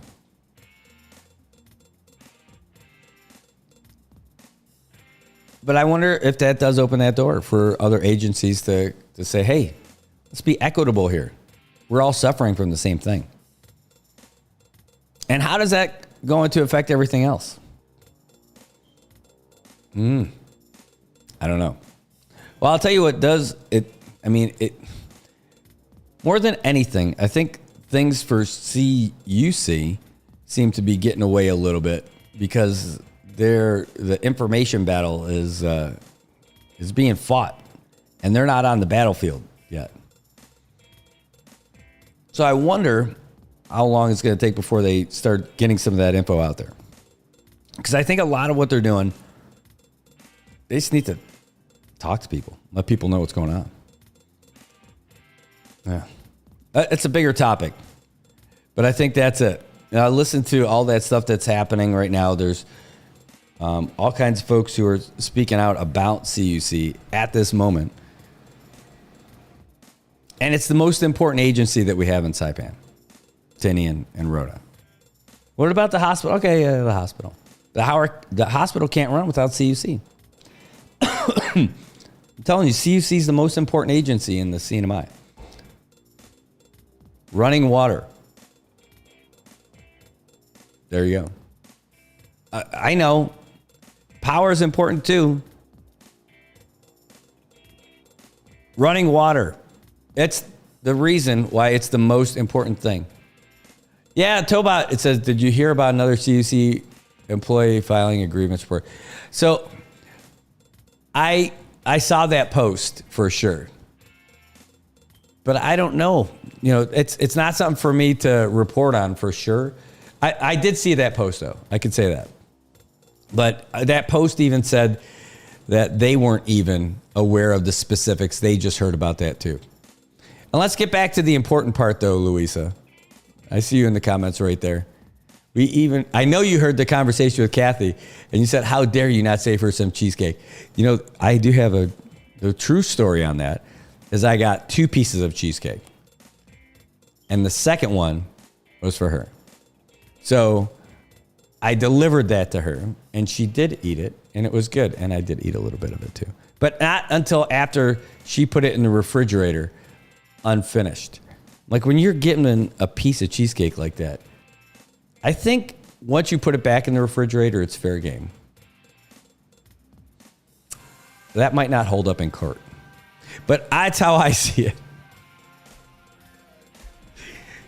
I did have a little bit when she didn't finish it. But I didn't finish it for her. She was able to come back and finish it off. Unless the kids did. But she had her first she had her first take on it. I told the kids not to do it. I'm like, everything your mom does for you, do not eat that. I mean, I ate some. It's too good. And so you want to talk about that cheesecake? It's from the Shack next door. They are awesome to me. I can't get over how awesome they are to me. I love them dearly. The fact that they do great stuff for me is just, I can't believe it. It's so, I just can't believe it. They are outstanding. I absolutely love them. I am so grateful. Truly. It is very special. The cheesecake that they make there is amazing. They're not making a ton of them, right? They make one, and then that's it. If you're lucky enough to get that one. There's so much attention put into that one cheesecake that they make. And then they're trying different versions of it with different types of it. This last one was blueberry and green tea matcha, right? Oh, awesome. Every bite is a little trip to paradise. You should go down there and see what they got today. I have no idea what they have, but it's good. Anyway, with regards to coming full circle, excuse me, with that bill for CUC and CHCC, I think it's a step in the right direction. The hospital owes, like, again, over $60 million in back utilities. And there's no threat of them ever being cut off. There's only 2 times when it started to happen that way. Once was when Gary was there. Once was with that Dallas guy was there. Was it Dallas? The weird guy. The guy who was only there temporarily. And they're like, yeah, you can't cut off the hospital. You're out. And Gary did it just as, I think, as a little wake-up call. But they know that they got all the leverage. We're going to shut off the hospital? Yeah, they did. Just want to make sure your generators work. Want to make sure your wells work. You don't want to pay us, you got to pay something. So,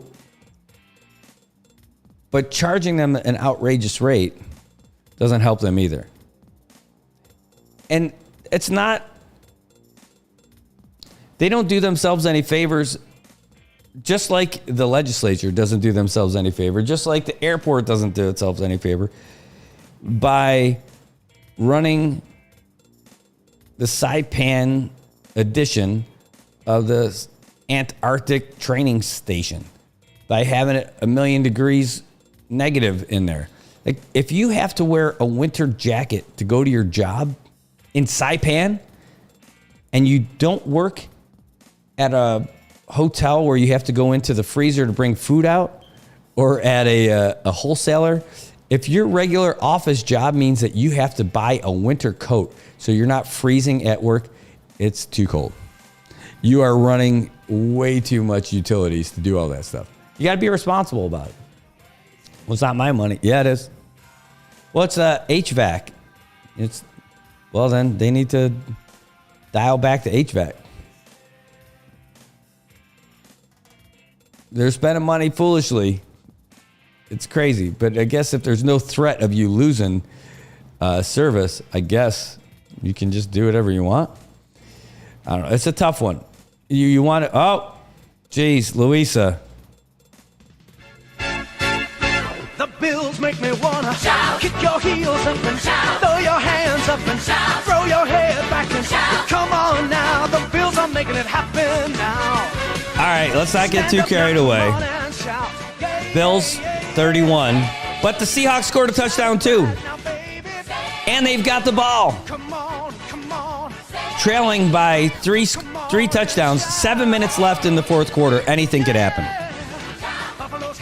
Anything can still happen. I know. Oh, come on. Got to see how Keon Coleman's doing. Oh, and he's got a touchdown. That's going to help me. Hey, in fantasy football. Hey, all right. I'm telling you, Seattle's got the ball driving on their own 43. 7 minutes left in the fourth quarter. They're going. Hey, the Saints and Chargers starting to have a kind of normal score. It's still weird numbers, though. It's 8-19. Saints are trailing the Chargers with just under 10 minutes left in the fourth quarter. The Commanders are field goal machine, 12-7 over the Bears right now. They just started the fourth quarter. Chiefs up on the Raiders, 20-13 with 8 minutes left in the fourth quarter. The Broncos adding more, 28-7 over the Panthers with about 14 minutes left in the fourth quarter. So those are the games that are still in play right now. We already did the scores twice about the guys who played earlier today, so now you know. Hey, it's not too little too late. Okay, there's 6 minutes left now in the game and 3 scores. I'm telling you, Louisa, you've been burned as much as our Buffalo Bills fans have. That is not... We lost 13 seconds. No, I'm kidding. No. Nothing safe for Buffalo. I'm telling you, nothing safe. We could be up 44-10 right now. I'd still be nervous. I mean, I would be. That's it. 3rd and 19 for Seattle right now on the Seahawks 34. So, that looks like a sack for sure. Anyway, yeah, there's no confidence in any lead when you're in Buffalo. You just got to hang on for it while you can and hope that it works out.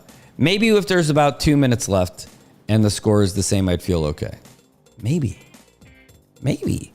Geno Smith is not bad. He could do some good stuff. So, I don't know. I'm not 100% confident in any of that stuff.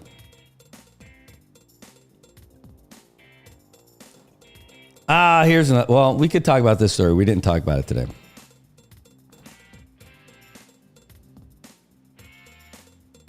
So, it's a tough one. This is about the boost stuff. You know how we feel about the boost stuff. And this one, I don't know exactly all of it, what the case is that they're going to try to prove. I know at the end, like, who you really want to go after are the guys who ran it. I didn't think he was one of the guys who ran it. But Shane Villanueva is in court for the contempt stuff. And I just feel like, and it's not fair because I don't have the access to everything that the prosecution has. And I don't have access to everything that they had in the House that they were going to talk about, that they ended up not talking about because everyone just pled the fifth, right?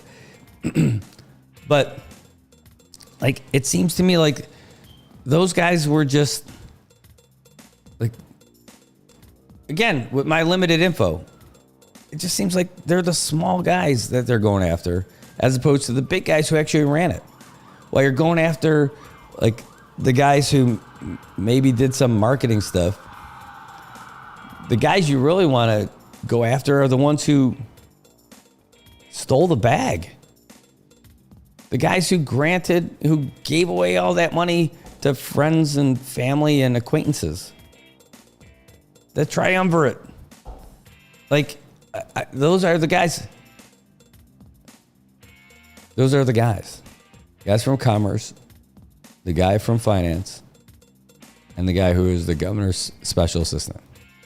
Those are the three that I think you go after. This guy gets all the headlines. I'll tell you what. You know, I know that people are jumping in all over on Shane. And, you know, if he ended up stepping on himself, then that's what he ends up getting, I guess. But I'll tell you what, people are so quick to forget when people do good stuff too, though. Dude did a lot here. He brought bands in, made events happen, stuff that had totally unconnected to all this other stuff. You got to take the good with the bad, I guess. That's part of the Facts of Life song. But let this thing play out and see where it goes. Again, I don't have all the details. I don't have all that stuff. I'm not making excuses for anybody on all this stuff. But, like, don't tell that guy that he's awesome and then tell that guy that he sucks. You know, wait and see how this stuff goes out. To be fair. For this stuff, this contempt stuff, I mean, like, I'm not a lawyer. So I can't talk about, like, if that was a good legal strategy or not. I can tell you, I didn't like it. I would have liked to hear what they had to say. For sure. Right? Absolutely. When they were asked questions, when they were in the House of Representatives, right? Their legal counsel told them, don't say anything. So they didn't say anything. Right? So now they have to go through the process for that. I would love to hear more about it. But from my limited perspective, I just think these are not the big fish. And we're tripping all over ourselves over people who didn't want to talk at the legislature instead of getting the real guys who masterminded this whole thing. I just didn't think that was the guy. Hey, maybe I'm wrong. What do I know? Right? But I thought the guys who gave away the store, guys from Commerce, guys from Finance, and the governor's special assistant. The guy who's in this story is none of those. Did he work with the other guys? Yeah, they did marketing for the campaign. I don't know what that means. As far as putting stuff out, did they get paid more than they should have? I don't know. They just seem like contractors to me. If there's more to it, so be it. That's not what this case is about, though. This case is about just not answering questions. So I wonder if there was a deposition in this one, because that's where they got to talk, right? I don't know. All I'm saying is, with regards to this is just a contempt thing for not answering questions at the legislature. And I think that's a big legal question. Do you have to? If the courts rule yes, then you need to. You can't plead the fifth over there. And so then they'll have to deal with what he's going to deal with. They'll have to figure all that stuff out. But at the heart of this is not saying that he was a bad guy. They're just saying right now that he didn't answer any questions. And that was following the advice of your attorney. I would say, what else are you going to do? You hire a lawyer to help you in these kind of things. Your lawyer who does this for a living says, this is what you do, ma'am. Here's how you go at this. So you take that advice. I mean, what are you paying him for? Yeah, he was sworn under oath, right? But under his advice at counsel, he told him, hey, this is what you do it. So that's why this is an interesting case to me. It's not about bagging on this guy for anything yet, right? Because they haven't even gotten to any of the info. The question that this is all about is, does he have to say anything? What kind of teeth does the legislature have? That's what this case really is all about. It's tough. I'll tell you, that boost situation bothers me to no end. I could say a lot of things I'm not happy about with that. Really. It was awful. You've heard me say it, so I don't need to rehash all that stuff.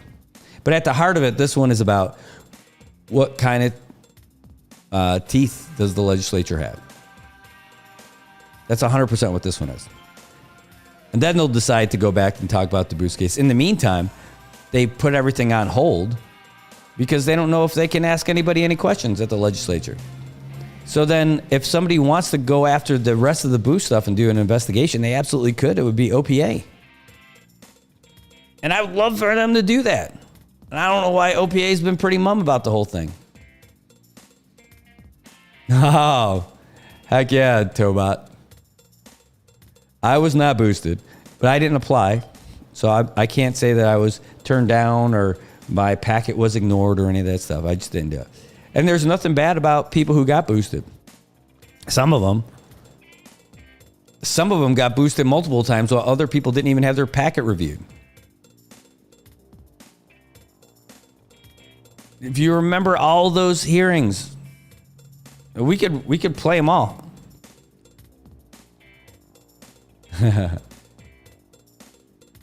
I'll tell you, we could play them all, and you listen to them. They didn't take notes. They didn't record votes. The triumvirate. Sometimes it wasn't all three of them. And they tried at first to make it look like Bank of Saipan was taking care of all this, so there wouldn't be any political connection or anything. That wasn't the case. They were using Bank of Saipan as a shield, and Bank of Saipan said, whoa, we're just holding the money. We're writing the checks that you tell us to write, but we're not in the decision-making process. You remember all this? It's okay if you don't, because not everybody watched it. Thankfully, I did. All right, it's all available. You can watch all that stuff. I'll be happy to rebroadcast all that kind of stuff when that stuff comes up. But I'll tell you, there's a lot that needs to be answered about that. I just don't think this is the guy. And the other people who are waiting on this one for their cases. I don't think these are the guys. Anyway, that's just me. Limited info. There might be people grinding their teeth saying, you don't know. You're right. I don't. Based on what I got, not a lot. Is that this case is less about this guy doing bad stuff than it is about what kind of power does the legislature wield with regards to calling people in and talking about anything when summoned. Right? That's it. Oh, no. Hey, Raymond. Vince and Raymond, some of us have blue blood, apparently. All right. Well, it's 9 o'clock. And I think we went through what we were going to go through today. We knocked out most of that stuff. I mean, there's some other stuff that happened that I think not as crazy important. We could show you a little bit of what that storm is that blew past us. That's what it turned into. Heading on its way out there now. I don't know where it's going. I don't know if it's going to the Philippines or if it's going to Taiwan. This is what that European model shows as a projected track for the day. But good news is it's not here, and we're done with that storm. Hopefully it'll be a while before we have to deal with anything else. But it looks like it's just kind of spinning in place for what we got.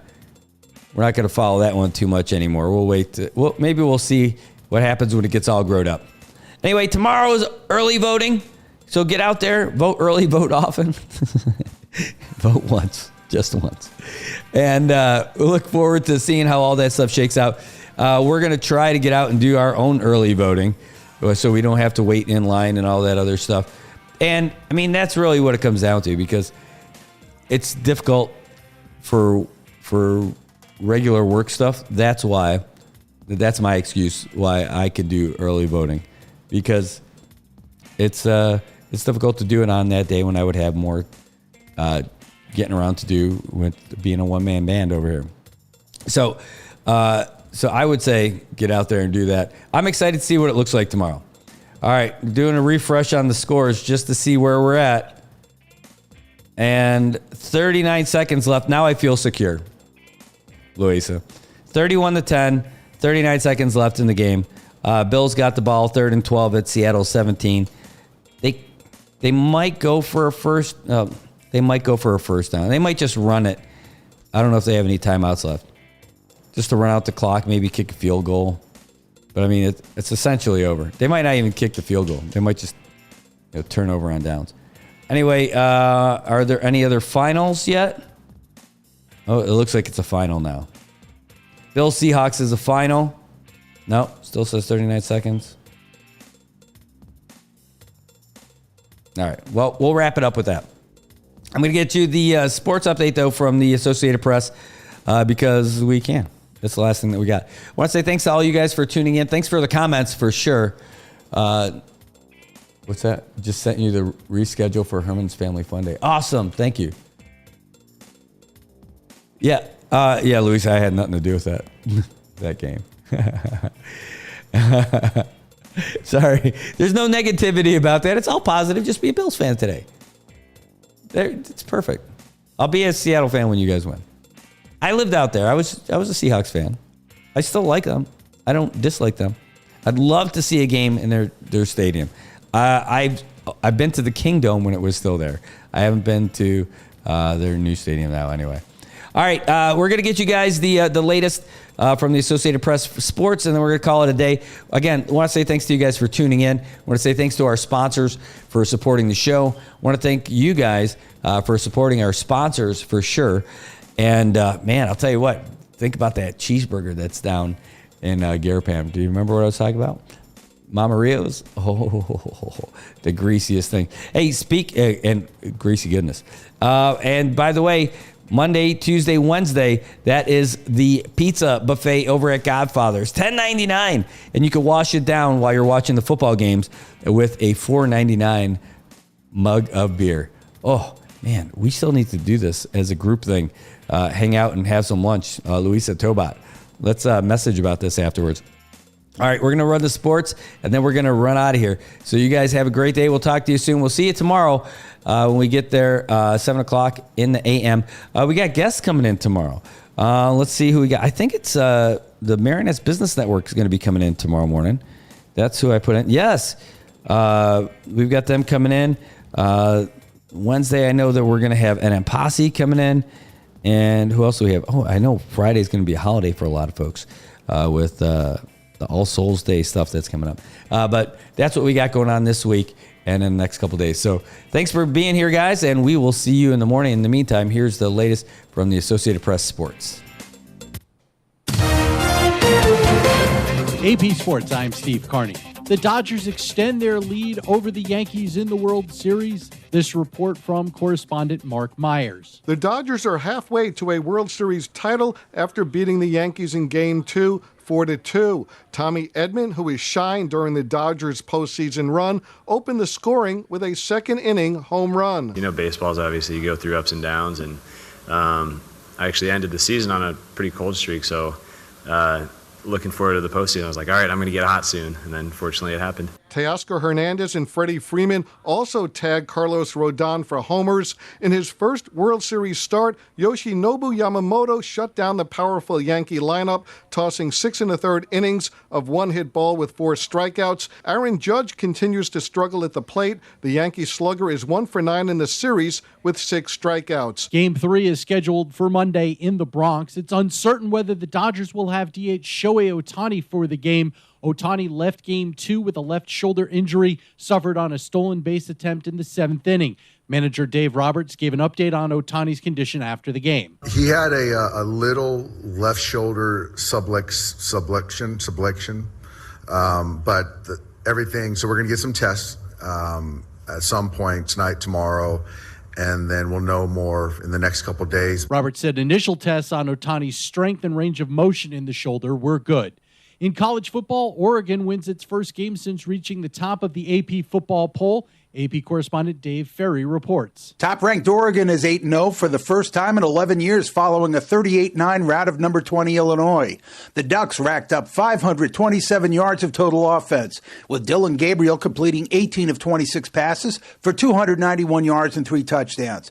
Gabriel also ran for a score, and Tez Johnson caught 6 passes for 102 yards and a TD. Oregon scored on its first 2 series as Gabriel hit Johnson for a 31-yard touchdown and found Justice Love for a 34-yard score. Proud of the way that the guys started, and that's all 3 phases. I think everyone came together and played really well. Luke Altmaier had 161 passing yards for Illinois, which dropped to 6-2. Number 3 Penn State also stays undefeated, upending Wisconsin 28-13. 4th-ranked Ohio State holds on to beat Nebraska 21-17. Number 5 Texas edges 25th-ranked Vanderbilt 27-24. And number 6 Miami rushes for 230 yards and 3 touchdowns as the Hurricanes beat Florida State 36-14. The highest-ranked team to taste defeat is number 8 LSU, who falls at 14th-ranked Texas A&M 38-23. While 12th-ranked Notre Dame knocks Navy from the ranks of the unbeaten 51-14. And number 13, Indiana, is 8-0 for the first time since 1967 following a win over Washington. Correspondent Tom McCabe reports. Indiana, which has been winning with a high-powered offense, relied more on its defense in a 31-17 victory against Washington.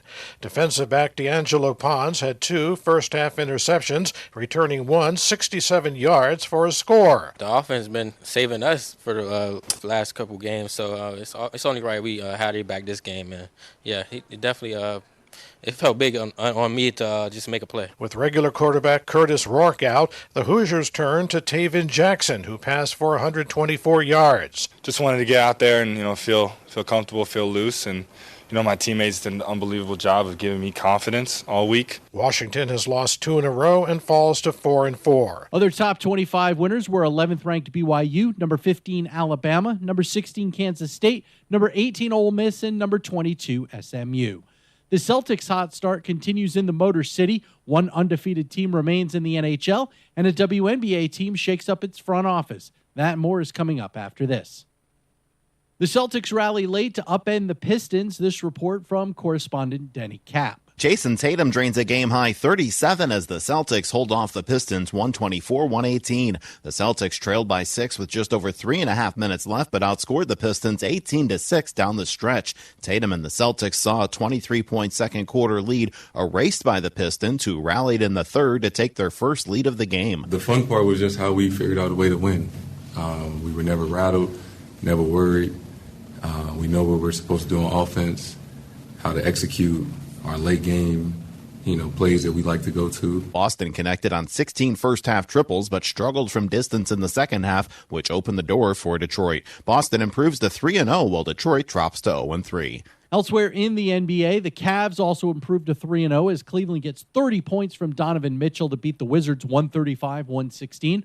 Norman Powell scores 22 points in the fourth quarter to lead the Clippers to a 109-104 win over the Nuggets.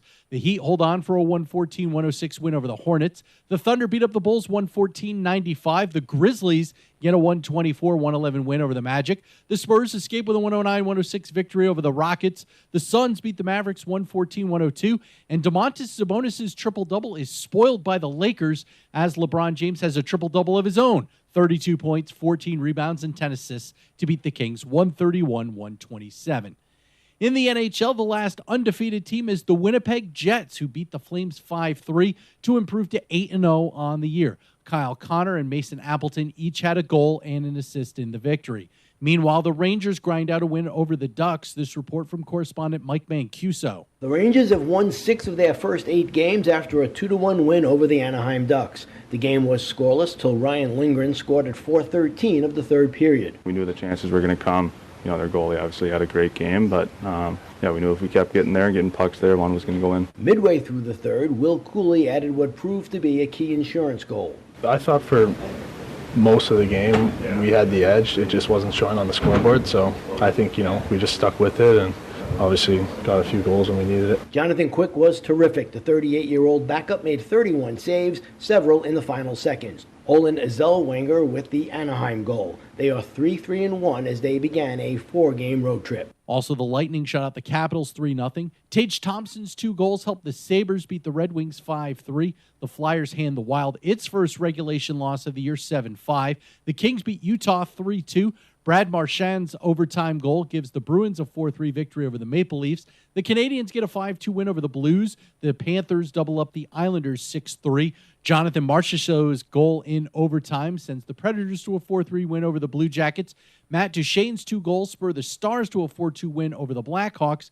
The Canucks edged the Penguins 4-3, and the Golden Knights improved to 6-0 at home with a 7-3 victory over the Sharks.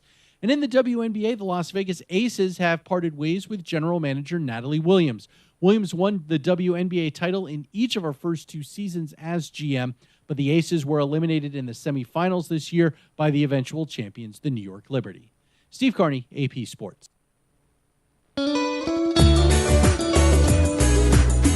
All right, NMI, that is all we got for today. I want to say thanks to all you guys for tuning in and being a part of the show. Thanks for the comments. Thanks for watching. Thanks for supporting us. We'll see you guys tomorrow morning. Have a great day, NMI.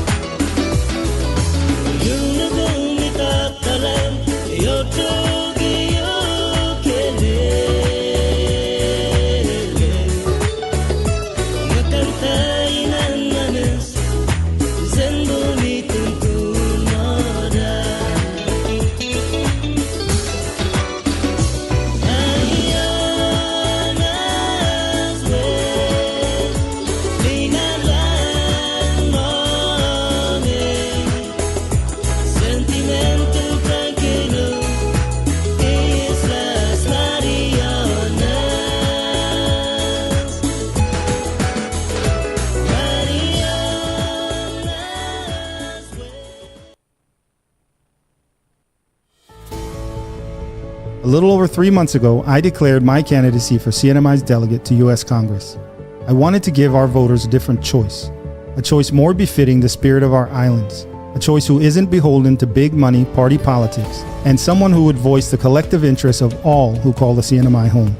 Service to our community starts with a dignified, even-keeled approach to every issue with all people all the time. Our next delegate needs to be someone with a proven, unblemished record of placing a high value on